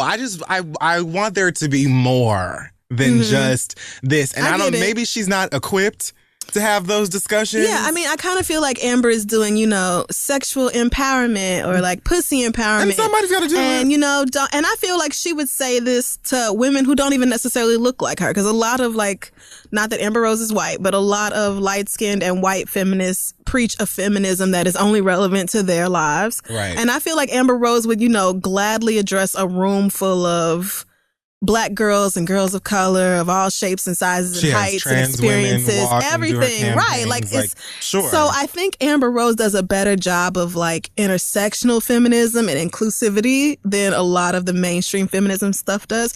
But I think where she's lacking is that it's all with her. The message always seems to be about nobody can tell me not to put my pussy online and that's doing too much. And nobody can call me a slut. And this is like, those are real and important things. Yes. But like, feminism, being a feminist is about working towards eradicating the societal structures that are in place that keep women from being equal to men. And what you're saying is important. Like, it's valid and good and all that, but you're constantly positioning yourself as a feminist, kind of like when Taylor Swift does in response to somebody being mean or saying something about her. It's kind of like you pop up with this feminist thing every time somebody says something about you that you don't like. And it's just kind of, it doesn't feel real to me, but I'm sure somebody's getting something out of it. And so, you know, good luck to those girls. I wouldn't mind it as much as if I felt like it was like a bridge leading into a larger, more fulfilling conversation. And it might be, because I don't even follow Amber Rose. I don't pay too much attention to her. I don't dislike her or anything like that. But I wouldn't know. And I'm sure that there are like plenty of booths, vendors, and loads of people who go out to the slut walk who are like there with the actual facts and who can do a better job at facilitating those conversations or whatever. But a lot of times when it comes to Amber Rose, and for her to be the one with these millions of followers who's constantly talking about feminism from that angle, I just want it to be more than just, I can have my pussy out, bitch, and you can't say nothing to me. Well, you're right. You know what I'm saying? But and Amber Rose can be a bridge to feminism because she reaches a community that traditional mainstream feminism doesn't. Right. Just like Cardi B is a lot of girls' introduction to being like, oh, I don't have to take care of these niggas. I don't have to suck dick. I don't have to, like... No shade. I feel like Cardi is way more equipped. I mean, because Cardi actually surpasses my expectations. Truly. I've heard that woman open her mouth so many times and say stuff that have been like Cardi. Yeah. It's like you spent some time in a library after school. I mean, I feel like Cardi didn't see the game. I mean, obviously Amber Rose has too, but Cardi's just like, nah, you know what? These niggas, take what you want or need from these niggas and keep it the fuck moving. That's it. And fuck she just speaks from her heart. I don't even feel like she's, like out here trying to prove anything. But that's a message young girls who come from the same place Cardi does really need to hear. Absolutely. And so, yeah, you can definitely you don't have to be like the feminist queen and just like so perfect about all. Even Beyonce, when Beyonce was at the VMAs and had that feminist up on screen and all that was a lot of people's introduction, or Beyonce embracing it was the turning point for a lot of black girls to be like, let me see what this feminist thing is about. Exactly. If Beyonce is doing it, bitch, let me at least find out, equality, bitch, what? That's crazy. Right. So, I'm not taking nothing away from Amber. It's just for me, the whole feminist thing, it doesn't feel... It's not curling over all the way. It's hollow. It's hollow. It feels too commercial to be really about feminism. But again, whoever it's working for, I'm glad. Yeah. Amen. You're doing something. Because at the end of the day, she's still right, bitch. That's her pussy, and she can do whatever she wants with it. Yes. And there's a horrible double standard about men and women and sex in this society. So, absolutely. When it comes right down to it, I'm still going to be on her side, but I'm not going to be at no marches and shit. Like, I don't know. Especially since there's so many slut walks that happen all around the world. So... yeah. I mean, there's no need for me to align myself with Amber Rose's slut walk specifically. Not to say that I don't want to or whatever. I just want to feel a little bit more substance. If it's going to be about something so serious, that's all I'm saying. But yes, you're right. She's allowed to have her puss out if she wants to. That's right. And she keeps it nice and... Because niggas, it's not real. Niggas don't care about feminism. Niggas are like, oh, how dare you? Oh, my baby mama could never. You damn right. Because Amber Rose would never be your baby mama. Why would Amber Rose ever look at you? Are you kidding? Like, you got a lot of fucking nerve. Oh, her son's going to see that one day. Do you think her son hasn't already? Starting with the day he was born, do you think Sebastian has not seen his mama's vagina? Especially if Sebastian's multiple one of them times. Toddlers who be motherfucking in the bathroom with you. Every time you in the bathroom. What you doing? Like, how come yours look different than mine? Sitting here hanging out. What are you? I mean, and whose mama didn't get ready with a robe that opened up and sometimes you saw her naked body? Like, how are y'all acting like you just never saw? I don't know nothing about my mama's areas. I don't have any memories. I mean, not like... Amen. I'm just speaking from me. Like, maybe when I was a toddler and God blessed me with removing that shit from my mind. But what I can tell you is it's not that deep. And you need to continue minding your fucking business. Wow, that took an eternity. I mean, they love it, so fine. I'm doing this for y'all and your trips, your commutes, and your plane rides. All of that. This is for y'all. Thank you. All right, we're done with Sick Sad World. Let's take a break and we'll be right back. Hey y'all, this week's episode of The Read is being brought to you by FrameBridge. Do you have a bunch of photos or art that's lying around just waiting to be hung? Well, then take the chance to get them framed now with FrameBridge. Our producer, Chris, actually used FrameBridge to print out some photos of his lovely daughters, including a photo of the time that they went to the park when they were babysitting my daughter, Link. Apparently, it was such a great memory that they've got to hang it up. And you can do the same. FrameBridge makes getting your photos or art framed very simple. Just go to framebridge.com, choose a frame, mail in or upload your art directly from your computer or even Instagram, and you can preview it online. Then the expert team at FrameBridge will custom your frame in days and deliver your finished piece directly to your door, ready to be hung up. That easy, girl. Yes. FrameBridge's frames come in a wide variety of styles, from classic to eclectic, and are made using real wood moldings and shatterproof acrylic glazing that protects from UV rays. And with their happiness guarantee, their team gives each item personal care and attention. So think of the hundreds you pay at a framing store. Not with FrameBridge. Their prices start at $39 and all shipping is free. Go ahead and get started with framing your photos or art today. Go to framebridge.com and use promo code READ and you'll save an additional 15% 15% off your first order. Makes a great gift, especially because it's already ready to be hung. So again, framebridge.com, promo code READ for an additional 15% off your first order. Let them know we sent you, and let's move on. We want to thank Talkspace again for supporting this week's episode of The Read. Talkspace is the online therapy company that makes it easy to connect with a licensed and experienced therapist, handpicked just for you for as little as $32 a week. And Lord, if you're American, and probably not even if you're American, and you know you need a little bit of Talkspace with this insane tangerine running the country. You can talk with your therapist whenever and wherever you are, whether it's on the web or over the phone, without any kind of scheduling, traveling, or worrying about your privacy. And Talkspace is 100% confidential. You can remain completely anonymous if you want to. Plenty of y'all probably do, but that is your business. That's fine. Join the over 500,000 users who have experienced the relief of being able to talk to a therapist at their own discretion and on their time. Yes, and for couples that might need a little help along the way, Talkspace is now offering couples therapy so you can heal together. Good luck if you care that much about somebody. But visit Talkspace.com/read for a special $30 discount off your first month, or download the Talkspace app and use coupon code READ. Once again, that's Talkspace.com/READ, or download their app. I love it. Enter coupon code READ to get $30 off your first month. Talkspace is therapy for all of us, and we know we need it. So let's get back to the show. Okay, we're back, and it is now time for us to do our listener letters. It is. Send your questions to asktheread@gmail.com. We have an update from Nia, the one who asked if she was being bitter over her best friend's new man because he was at the house all the time, getting on her nerves. Yes. And she said, thanks for the advice. It turned out to be similar to a situation that my mom had, who said she was guilty of doing the same thing when she and my father first began dating. Like, they spent every day together for a year. And so she said, fortunately, during this phone conversation with my mother, my friend overheard some of my complaints. And now her man is gone by 11, has quieted down significantly, stopped eating my chips, no longer uses up all the ice, has finally started to refill the water in my pitcher when he drinks out of it, and he has learned to knock before barging into the bathroom. He can't stand your ass, probably. I mean, he's barely over here now, too.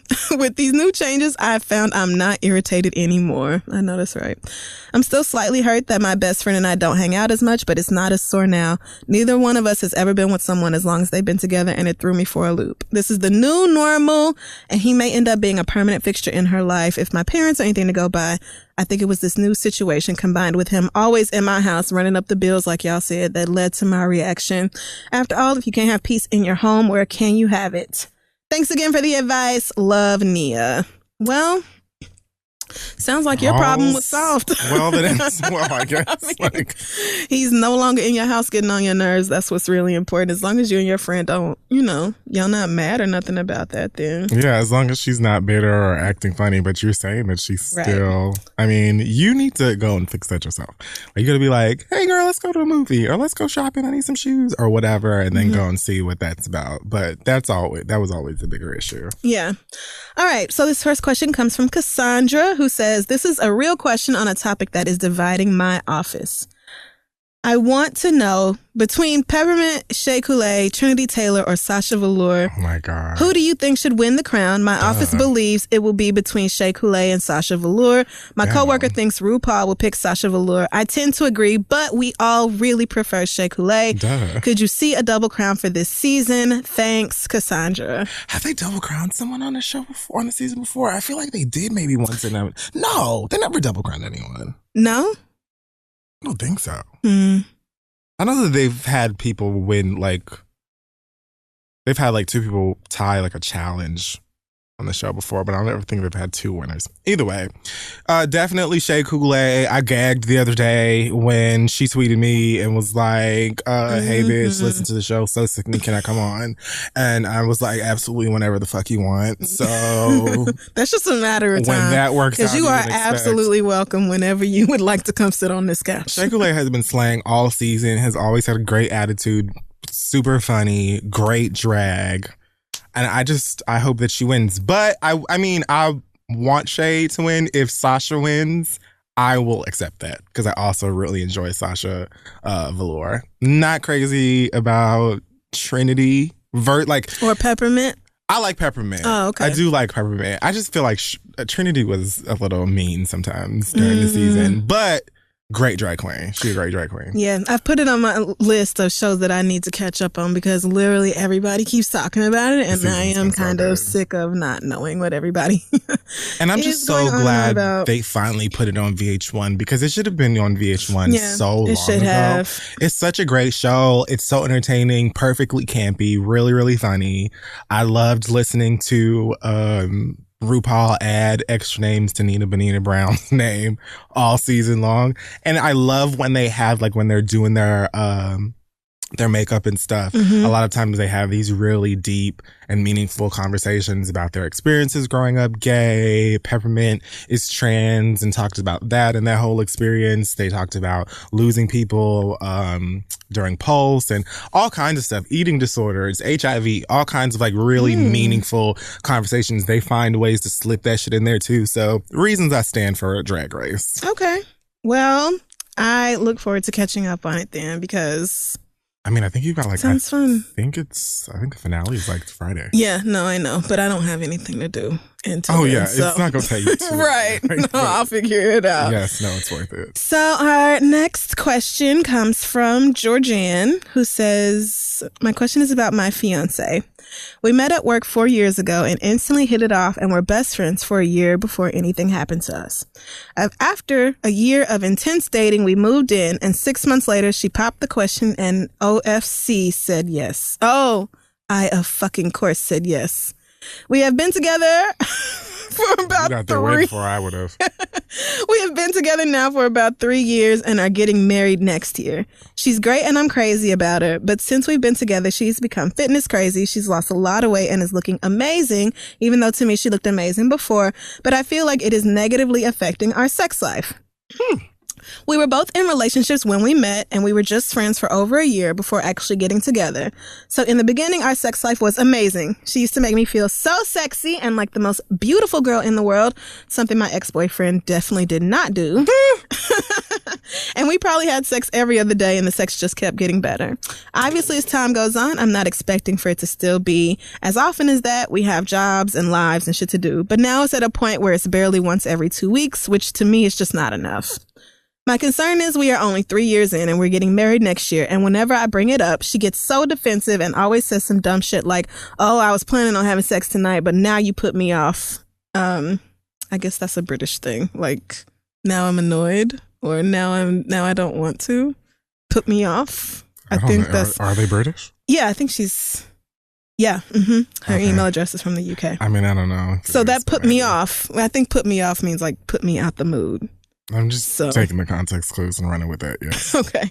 I always end up feeling like the bad guy when all I want is some loving. I feel like now I'm at a point where I've given up trying because I just feel like she's not that into me anymore and it's making me feel shitty.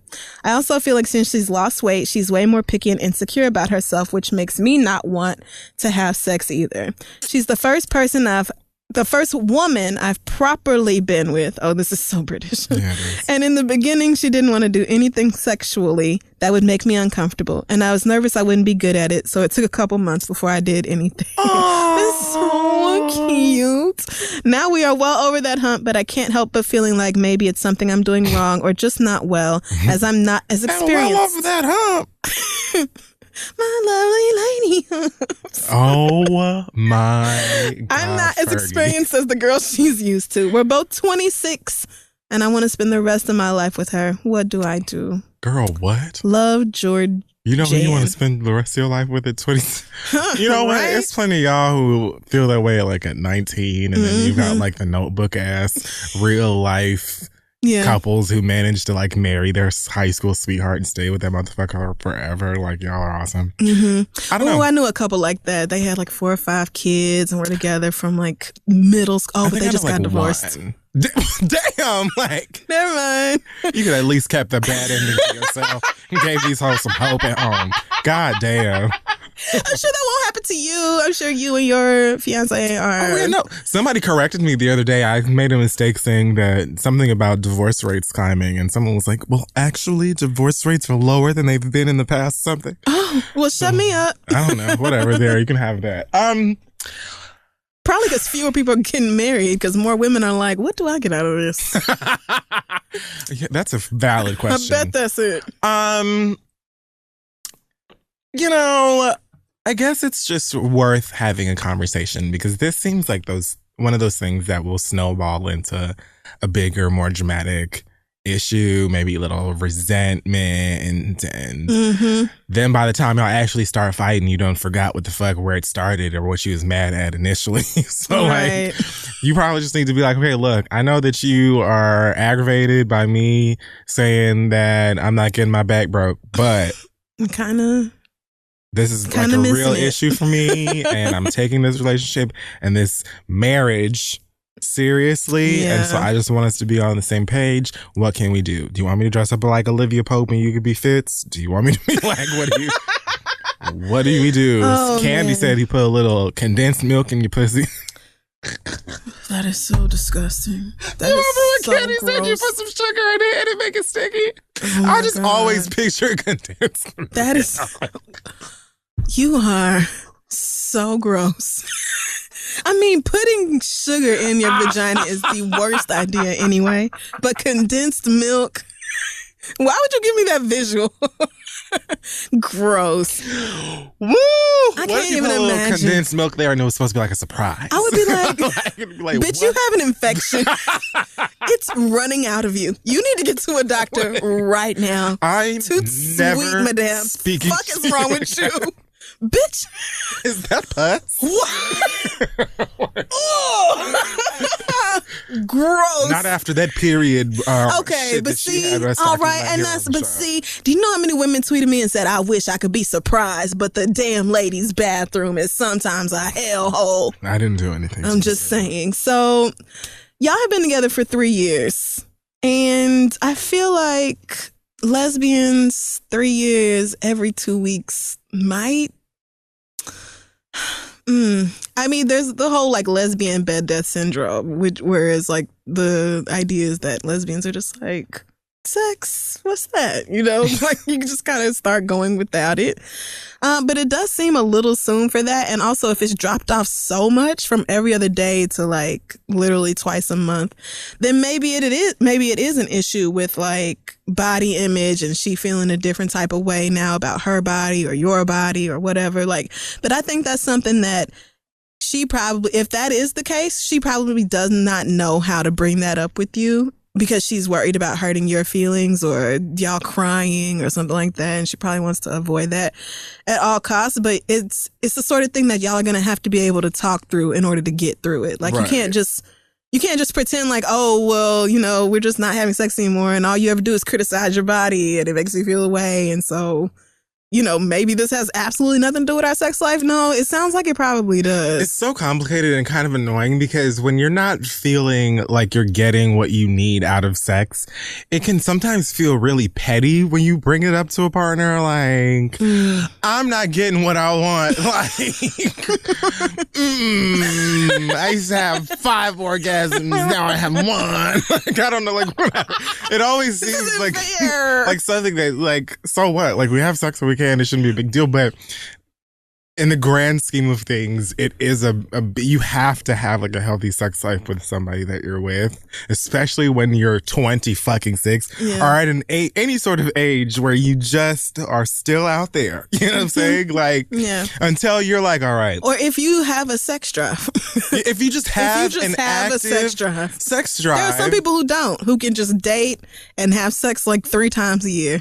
Like, I honestly don't need to have sex that often. Yeah, I really am okay. So it's not like a huge deal to me if, you know, a nigga is like, I want it every day. And then it's just like, all right, maybe like Monday, Wednesday, Friday. You know, like, let me stretch. I was like, all right, you know what I'm saying? Especially since we have a whole other journey that we won't bitch and moan about today. Okay, you're right.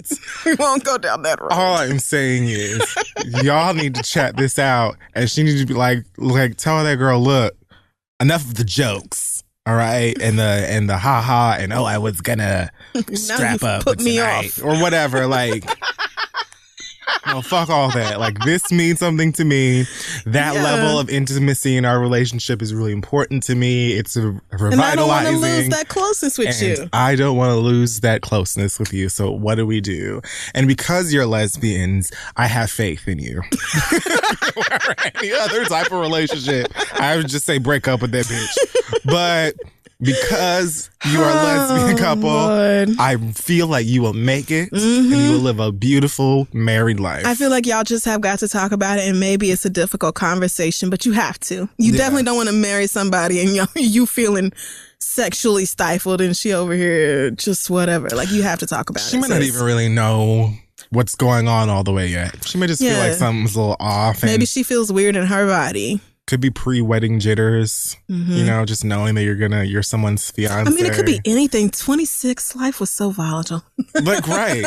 I was going through so much. 26 was like the beginning of a curve. Yeah. Like, it was like. That 26 to 29, whew, will beat your ass. It was bad. Oh, it was bad. It was rough. Actually, it was rough for me till about 32. So. What was that Britney Spears song? I'm not a girl. I'm not a girl. Don't tell me what to believe. Not yet a woman. That's how you feel. I used to really love me some Britney Jean. I loved her. I truly did. Like, people made fun of me. They're like, you're too black for this. I'm sticking to my theory of she's not here anymore. So our last question comes from Cody, who says, I'm pretty sure the guy I've been dating for 4 months took money from me on 2 separate occasions. Probably. Once he took my laundry to the... Sounds about right. Sounds like niggas. Once he took my laundry to the laundromat for me. Usually I have one bag, which is $10, but this time I had 2, and I figured it would be double the price, so I gave him $22 for both and a tip for the laundromat attendant. He didn't bring back any change. The other day I took 2 bags to the laundromat and it was only $12 because apparently there's a base price and then they charge extra for poundage. So now I'm suspicious. Yes, that is how it works. Yeah. It's like a $10 base and then they charge you for how much your laundry weighs. Right. So, anyway. Number 2, I'm almost positive I had $12 in cash in my wallet the other day, and then after he left the house, I only had $7. This makes me feel... I picked this because of the low dollar amounts. Truly, because I feel like it illustrates a point. This makes me feel very uneasy. It's not so much about the money because it is only $13. But it makes me feel very cheap and distrustful that someone I'm spending a fair amount of time with is taking things from me. I don't necessarily want to confront him because if I'm wrong, it seems like a sort of fucked up thing to accuse someone. My question is, what do I do? Thanks for the help. Should I set a trap? Cody. So the laundry is, that's like a dead giveaway. That's like, that's a whole $10 that he was just like, well, don't mind if I do. Extra. It's going on my MTA card. I'm getting all the moly. Now, the money in your wallet, unless you are like positive that you had it and then positive it was gone after he left, then that's something else. I would probably not lean so much on that. But the laundry situation is like, it's clear. My thing is, I don't understand what you were so worried about confronting him for. If that nigga came back and didn't bring you your change, I would have been like, wait a minute, you ain't got my change. Like, I would have said something. You know, I don't even think I would have made a big deal out of it. But Cody didn't think there would be change. Because remember the first time it was like, oh, I sent 2 bags of laundry and I thought it would be double the price because 1 bag is 10. So I thought 2 would be 20. So you never questioned anything. So he came back with no change and you didn't think nothing about it till you took the laundry the next time and then it was $12. And you was like, huh. Okay. That makes sense. Right. It's like, I just keep thinking, your man must be so broke. He must be so broke. $10? Really? Like, you wouldn't just come back to my apartment and be like, hey, it was only 12. Here's your money. Really? What? Broke or not, I'm just like, your man. Yeah, don't let me not even say broke. That's just trifling. That's just really, that's trifling. Because it's kind of like, Because there are plenty of broke people who wouldn't do you like that. Exactly. That's just rude. In my brokest, I would have been like, here's your $7, $8, right. whatever. But I just don't understand why.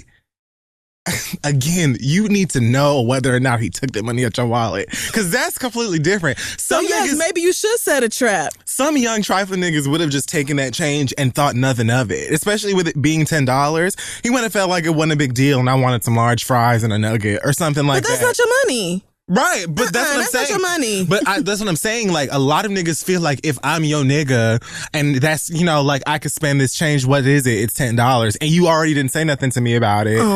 But I'll kill you. I'm not saying it's right. I'm just saying, like, I can't tell you if he, like, took it with, like, with the understanding that he is stealing your money. But I'm going to say 4 months into a relationship, you should not feel like you can take those liberties. Listen, you and I are cut from a different cloth. 4 months? We don't look. What did Kia say? When you have sense, you can't make sense out of nonsense. I don't know how these niggas be thinking. I just know what niggas do.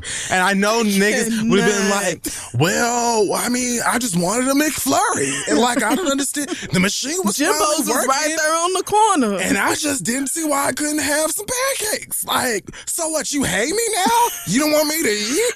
Like, I'm just coming up with all of the excuses. You know what I'm saying? So you hate me now? Niggas do be dramatic like that. Absolutely. So you wanted me to die of hunger. Over $10? So you don't fuck with me now over $10? I can go to the ATM right now and get your little raggedy $10. Thank you. Please do. You should have brought my $10 back to me, nigga. Fuck is you talking about? I would. That's what I'm saying. It's so different if he actually took the money out of your wallet. Because a lot of niggas will come up with a whole lot of excuses and then you're going to find yourself arguing over $10 with this nigga. And you like went into it not sure whether or not you wanted to. Because you can't going to be mad because why am I arguing over $10? Because niggas don't give a fuck about the principle. It's your $10 though. That's the thing. That's what I'm saying. Niggas don't give a fuck about the principle. They hear that and they're like, what? Principle of weed in school? Like, I don't like, that never sits with them. So if you were to be sure that this nigga took money out of your wallet, that's a completely different conversation than if he just kept your change. I just feel like I have always, when buying something for other people or whatever, like kept their change in a different pocket from mine. Like, here's your receipt and here's your money. Like, every time. I don't get this. I don't lose track of a nickel. No, I really don't. If like when Fran gave me her money to get her that Formation jacket, the way I was holding on to Fran's merch during that whole show, like, this is somebody else's shit. Don't touch hoes. This one don't even belong to me. This don't belong to me or you. Back up. I just don't understand taking somebody's money and just be, oh, well, that's my girl. It's whatever. It's $10. She ain't gonna care. I just don't. That mindset is foreign to me. Niggas are so fucking complicated because this is a bigger issue. This is about whether or not this nigga is taking from you. You know what I'm saying? And it is a small amount of money. So, I mean, at the end of the day, you just want peace of mind that you're not dating a thief. Yeah. But if you confront him without all the information you need, it's just going to be a petty ass argument.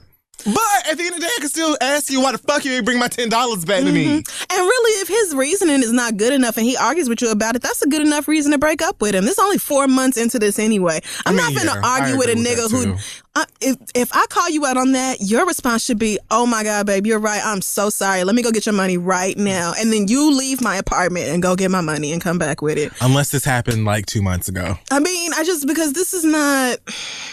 That's trash. So I would I would set out like a 10, 3 5s, and 6 1s. Oh my God. Enough loose bills for him to feel like, oh, if I take a few, she won't notice. I could take a 5 or 2 1s. It's a big stack of money. You know, something.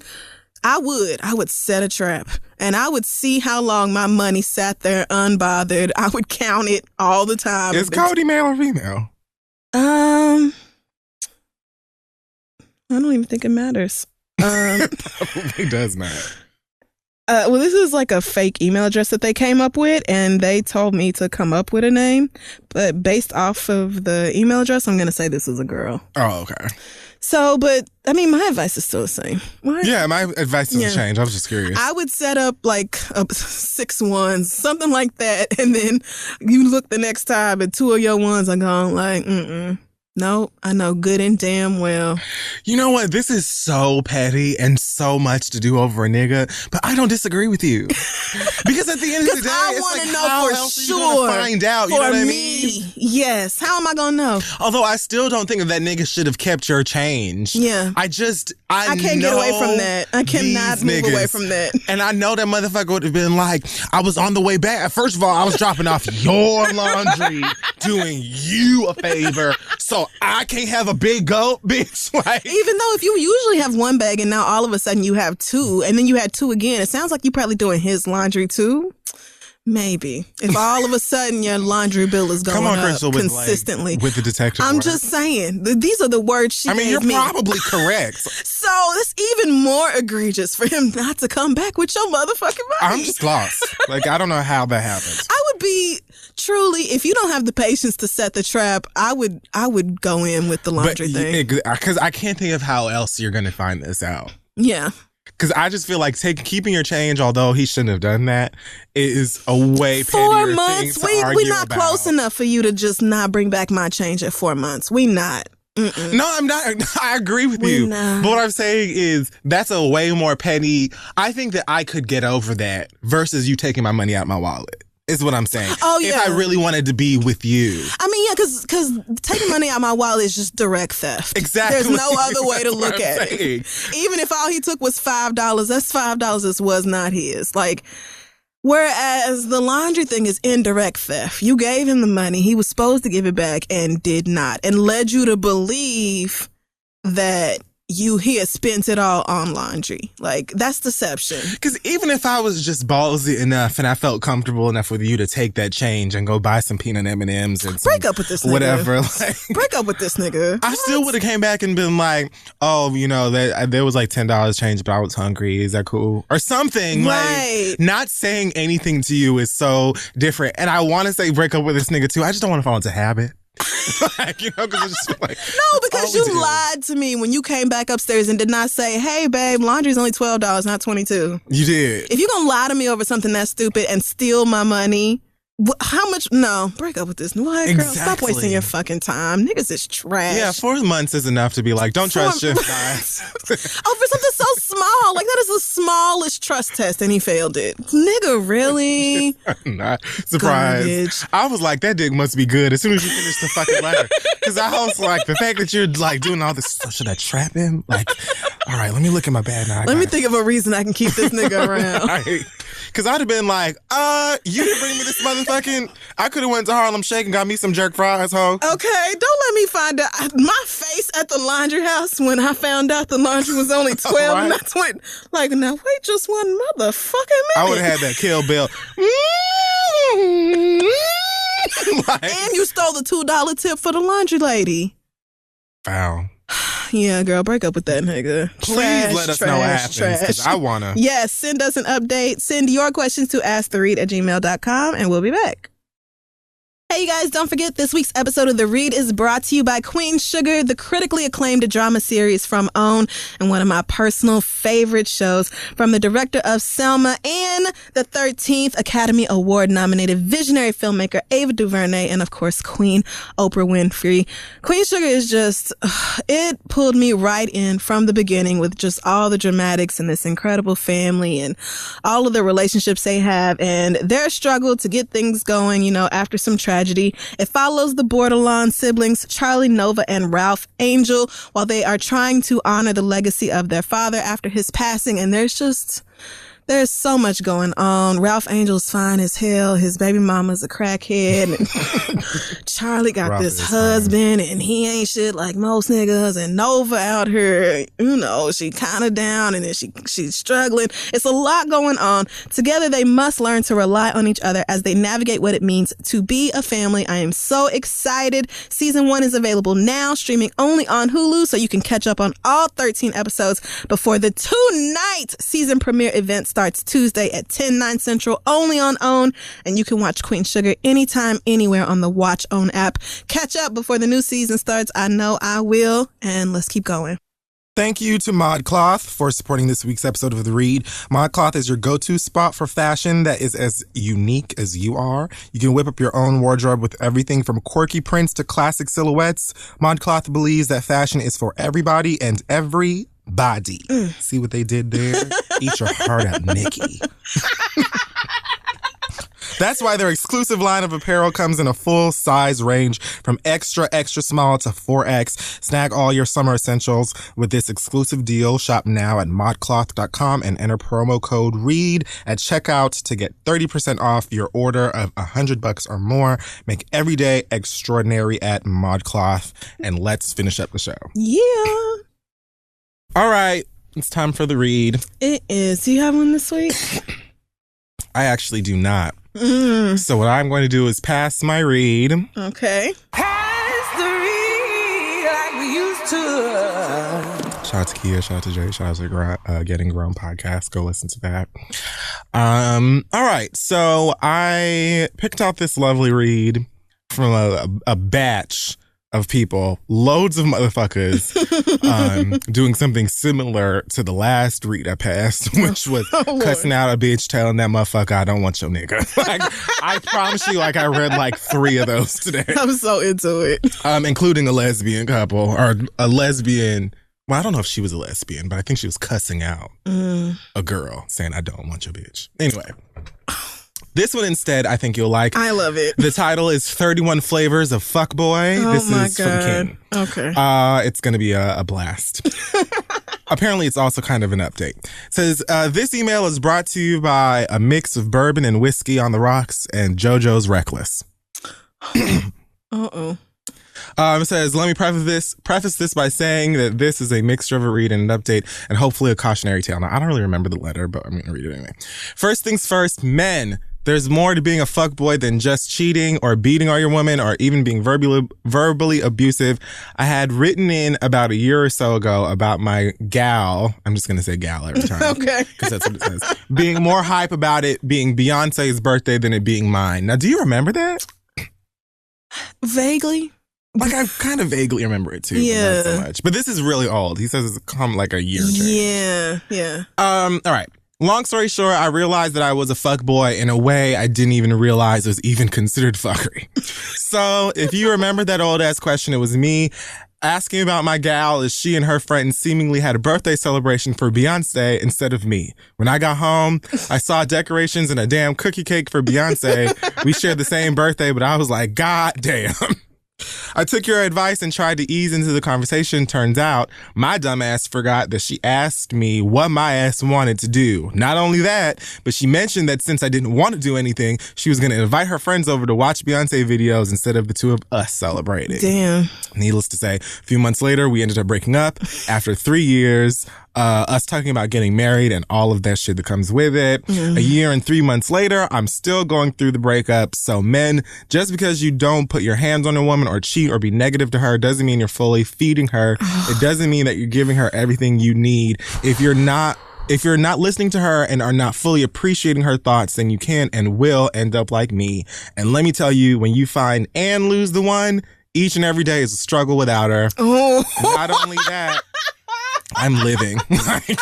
But you're spending money on therapy and liquor to try and get your mind right. So I'm writing this as a warning. Niggas Men, is sick. women, whatever you identify as, this isn't a life I'd wish on another. So please understand that there's more to not living up to what your significant needs than just the comfort that you're not out here slanging your penis. Woo! If there's something you need to do, talk to your significant, truly listen, because if there's anything I could take back, it'd be me truly hearing what she had to say, not just me treating her right, not just me being faithful, but making sure that every other aspect of what she needed was taken care of. King. Damn. So it's kind of like him reading himself. I see. And other fuckboys. You know, and it seems like after some time in therapy, he's realized just how fucked up he. God gave you 2 ears. 2 of them. Yeah. Just use one. Wow. And so you are miserable every day without her. Damn. A year and 3 months later, nigga is still sick. Yikes. Woo. We should learn something from that, and hopefully you can apply that, I'm sure you will, to your next relationship, whether it be with The lady you lost, or after a year and 3 months, you don't seem like that. I mean, I bet she has moved on to somebody who is like. I mean, let's not rub it in. He's hurting. Oh yeah, no, I'm sorry. Yeah, no, I'm sorry. Like, Sorry. This is too much relevant to yeah, we don't other have things, to go there. I right? know. So I'm just Like, oh, you hurt, huh? Yeah, you sick, I bet. I bet you are really sick right now. So, but anyway, I don't really have a read this week either. I just want to say, first of all, fuck the Golden State Warriors, especially fuck Kevin Durant. It will be fuck Kevin Durant forever. Don't at me. I don't give a shit. Fuck you guys and fuck him too. Rihanna agrees. I love that she posted that Jordan cry face of her on her Instagram. Did you see the Lion King video she posted? No. You need to go to her Instagram and watch it. I love her, but I am also going to pass my read this week. This one comes from Rachel, who has a word for white people since we are being ushered into the summer months. And this is something that seems to come up time and time again. Oh my God. I know where this is going. So Rachel says, Oh, God. Dear white people, Oh God. it is not because I am black that my skin is not skin just like yours. Don't get it twisted. Of course, my melanin takes it to a whole other level. However, first and foremost, I am tired of white people assuming that because I am black, I do not need sunscreen. Yes, I can spend more than 5 minutes in direct sunlight and I won't burn and peel and look like a tomato like you. But that does not mean I am immune to skin cancer or sunburns. I am black, not a Martian. I am so done with your stupid ass jokes and ignorant comments about my sunproof skin. Bitches call Google. She is your friend. Ask her about black people's immunity to sunburns and please miss me with all of your bullshit. I got a sunburn once while I was on the beach one day and that shit hurt enough to permanently remind me to always wear sunscreen. I learned my lesson and y'all's lobster looking asses should too. Oh God. And while we're on the subject, when you and your white friends get a slight tan, please refrain from commenting on each other's pictures with, oh my God, you're so black, or nig status, or whatever the fuck else. Nig status. Understand that you can sit in the sun until you are crispy as fuck, but you will never be black. Black is not just something you can temporarily put on and stunt for social media with. Black is not just a cute little adjective for your basic ass tan. Black is not just up for grabs. And this summer, white people need to do better. Keep your mouths closed and your skin moisturized so you don't end up looking like a beat up baseball mitt in just a few years. You're welcome. Sincerely, Rachel. Sincerely Rachel sounds like the name of her show. Right? Like, so. I'm wondering how young she is for white people to be putting nig status on Right. their Instagram photos. I do hear a lot of RC captions and stuff from white people when they get a tan talk about like, oh, you're practically black now. Yeah, black girl today. Girl, what? Like, if you don't shut your motherfucking ass up. I have to be honest, I thought she was going to talk about mustiness, but that was way more effective. And it's not just, I'm surprised that people, it's even a lot of black people that feel like they ain't got to use sunscreen. Yeah, there are a lot of black people who do not realize that we actually do need sunscreen, but white people being like, because growing up in Oklahoma, the sun is just right there on the plains. And you're going to get dark. Yes. You're going to go outside because you're not going to be in my house all day being loud. So, I mean, and we would see white kids, you know, after the summer was over, you know, going back to school and they'd be like, oh, I'm almost as dark as you. Oh, I got a tan. Oh my God. I went to cheer camp with white girls when I was in 8th grade, and I was the only black cheerleader on the squad. My mama texted me a picture of when I was on the cheerleading squad a couple years ago, and she was like, do you need therapy from this? I was like... And I was like, I think so, actually. Looking at this picture is bringing up a lot. Yeah. It's bringing up a lot. Because they used to do the, oh, your hair is nicer than the other black girls thing with me. Like, how do you get off? Like, how am I really supposed to respond to that? And I'm the only black person here. Like, there's nobody that can back me up. It's just me. A llama. And the children of You're the not going to feed me from your hand. I'm not like. Right? They do that. And it is so I feel you, girl. White people, they get just a little dark in June, and then all of a sudden it's, I look Latina. Right. Oh my God. Bitch, if you don't put that bronzer down and stop lying to yourself, fuck out of here. Ugh. And a special fuck you to Khloe and Kylie Kardashian Jenner. Gross. What the fuck they do now? For stealing shit from black girls. What else is new? But this time, like, blatantly doing it. And what was it? Khloe stole from that the Destiny Blue girl who does the I vaguely bedazzled heard stuff. about this. Yes. Yeah. And Chloe sent her a cease and desist, and she was like, I actually won't talk about the fact that this happened, and here are the emails, and here are my designs, and here are the ones you copied. So fuck yourself. Thanks so much. And I think they've been silent since, haven't they? Yeah, same thing with Kylie. The thing is, like, how y'all leave a paper trail? Chris is slipping up. How y'all emailing these bitches talking about, oh, send us some samples, send us your designs. Kylie loves your clothes. And then a few months later, you reproducing the same shit. Like, how are y'all that sloppy? How is that happening? That's the way. I don't get it. Did you know that Sonia Norwood sued them? For what? First of all, I did not know that Kim Kardashian used to be Brandy's stylist and Ray J's. I did.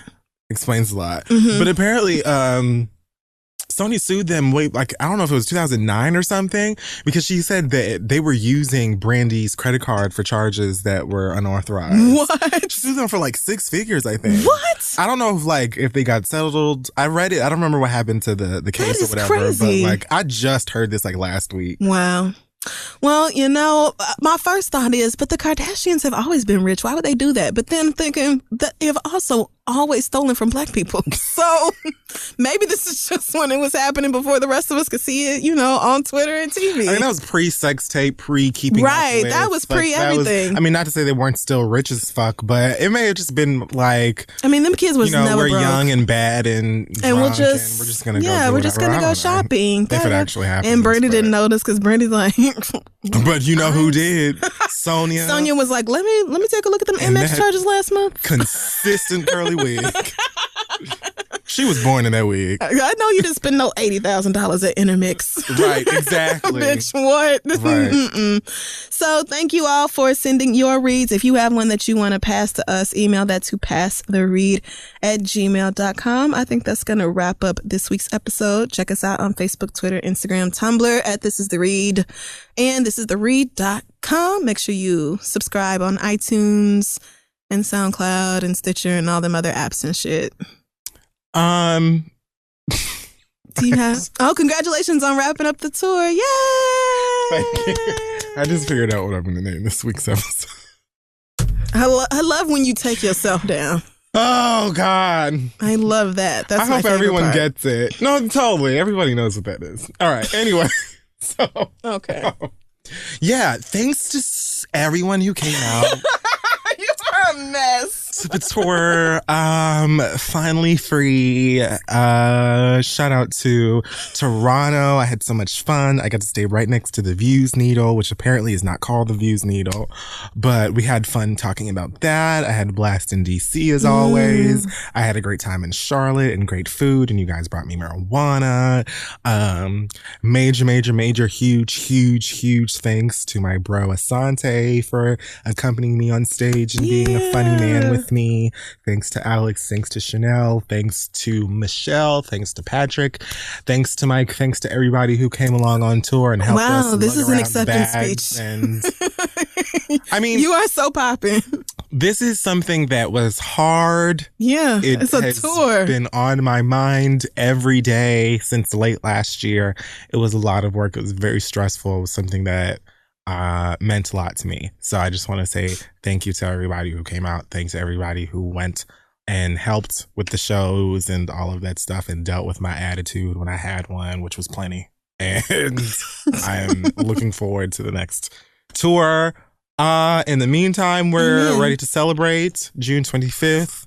305 Live Part 3. If you've been, you already know. If you haven't, then you probably do, or maybe you've heard. It's going to be nonstop trap, hip-hop, R&B, reggae nonsense.